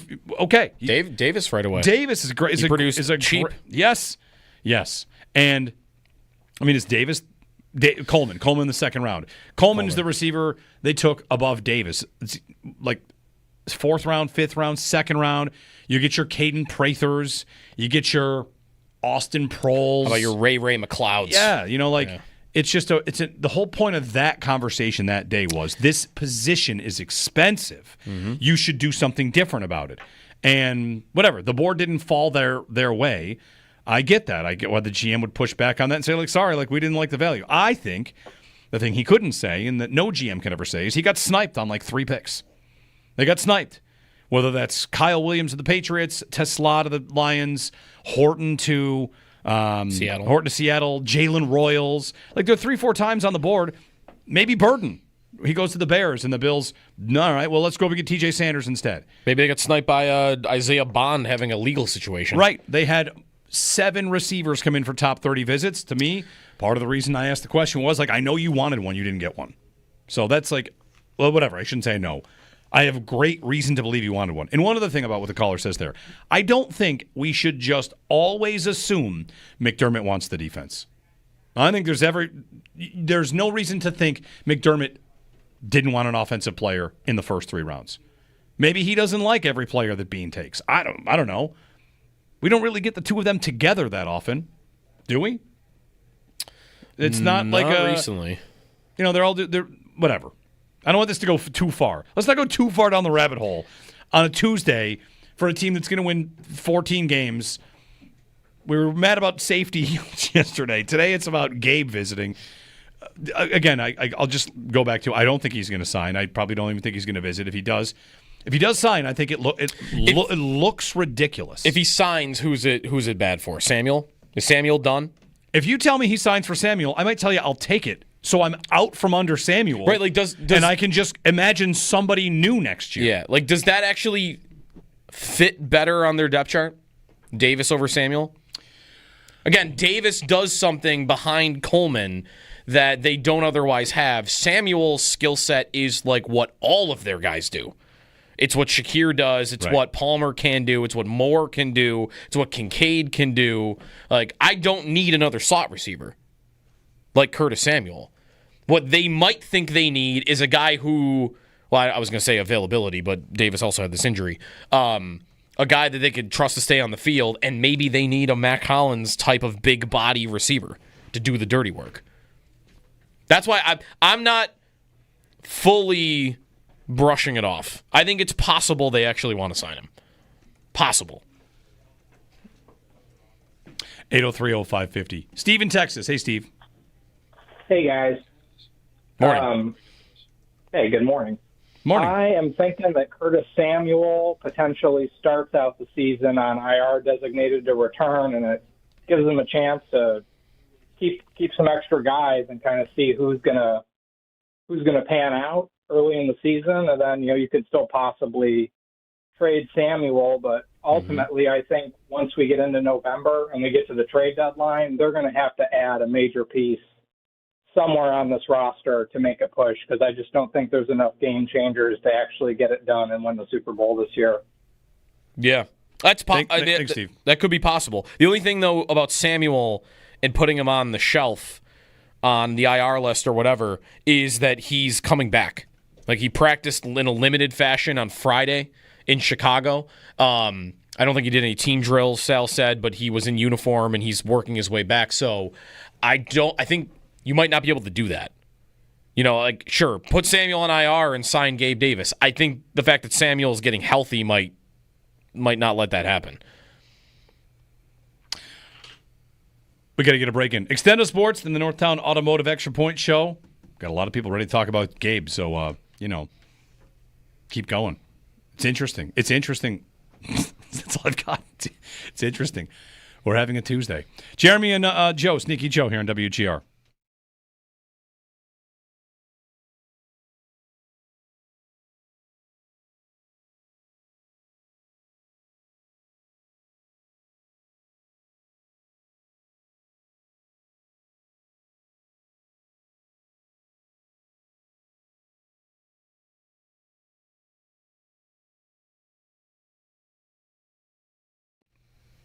Should we All right, you taking a breath? You ready? Stream of consciousness about Gabe Davis talk. Let's start this car up. Jordan Schultz reports the engine run. Gabe Davis is coming in for a free agent visit.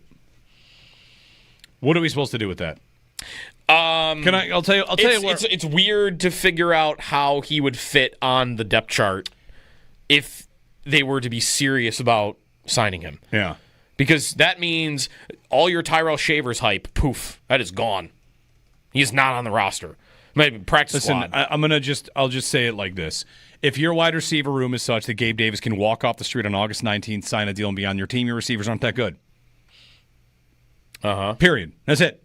We all kind of already know that. We know that it's okay to be not that good at the position. That's how the Bills like it, I guess, or that's where they are right now. Gabe Davis walking in off the street and getting a roster spot on August 19th, not participating in any part of training camp. I don't think he's going to make the team. The idea he's here for a visit is for what? Is it to drum up? Is it to try to convince Pittsburgh to sign? I think that's a real possibility. Pittsburgh's room is what? DK Metcalf, Calvin Austin III, Roman Wilson. There's nothing. That's what we're looking at. They are Roman barren. Wilson's there too. Yes, they could probably use Davis. Davis, to me, Gabe Davis, like he was a really nice player for the Bills. He was a very successful fourth-round pick. He is the reason the wide receiver train exists. He's the reason. He's the creator? Yes. In a way. It didn't exist until they made him the number 2, and they planned to make him the number 2, and the idea on this station was that's not going to be good enough. And it wasn't good enough. This team went out with Diggs, Davis, Hardy, Sherfield. Diggs, Davis, McKenzie, Crowder. I saw... it was very obvious he was never good enough to be a number 2. It's why the wide receiver train exists. It's why this position has been over-talked about for years and years and years, because they're always turning it over. And I'm sorry, again, I'm not pre-mad about this, because I don't think it's of meaning. But if he signs today, and takes a roster spot away, he can't walk in on August 19th and be on your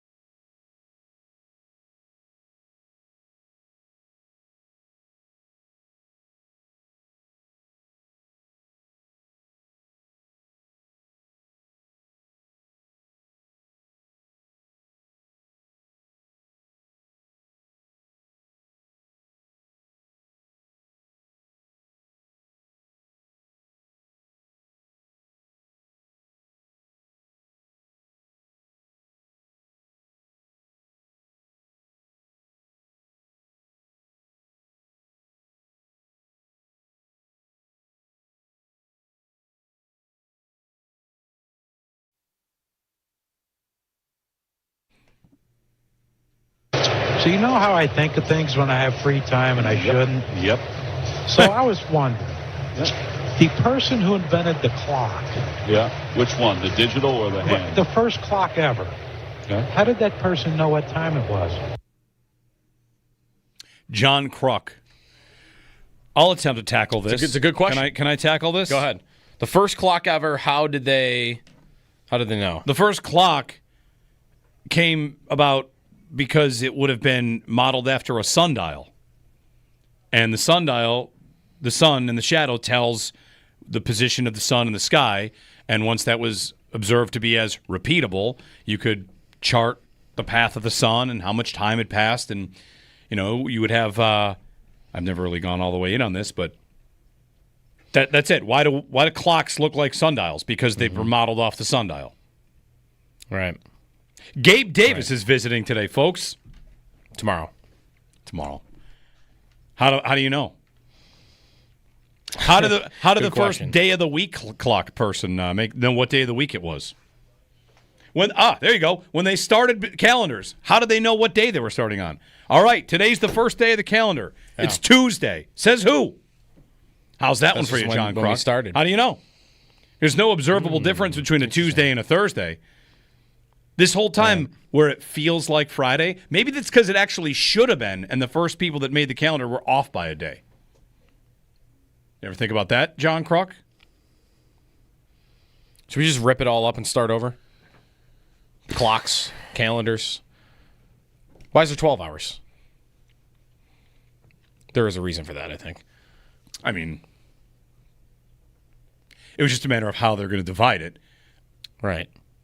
Were they planning to get to 15 and then, like, you know how, like, when you would write something on, like, a piece of paper and sometimes you run out of room at the end and you would have to start writing really Smaller small letters to fit it in? Yeah. Were they planning on 15 and then they started going around like, crap, we're not going to have room for all 15.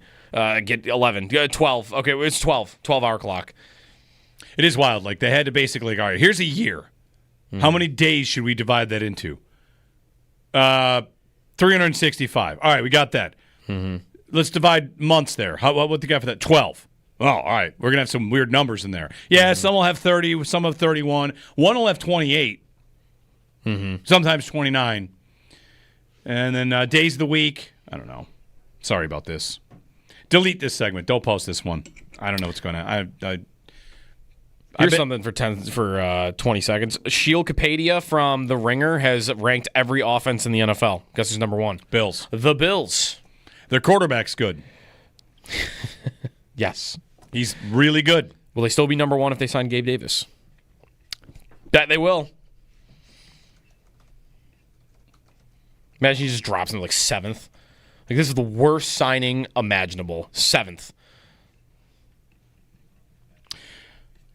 All right. I'm off the next couple days, so... Can't believe it. They're going to sign Gabe Davis and he's off. I'll be listening if Gabe comes in for a visit and gets a signing. I do not think it will happen. All right. Well, let's see. Big things happen when people are off. Let's see if this is one of them. All right. I'm ready for it. Yeah. All right. It's not going to happen. It's just smoke. Just noise. Northtown Automotive X Point show's on the way. If you're on hold, Louie, Dave, anybody else want to jump in, I'm sure they'll be happy to take your calls on Gabe Davis. In for a visit tomorrow, according to multiple reporters now at this point. Thank you. Cheers. I don't know what I'm going to do.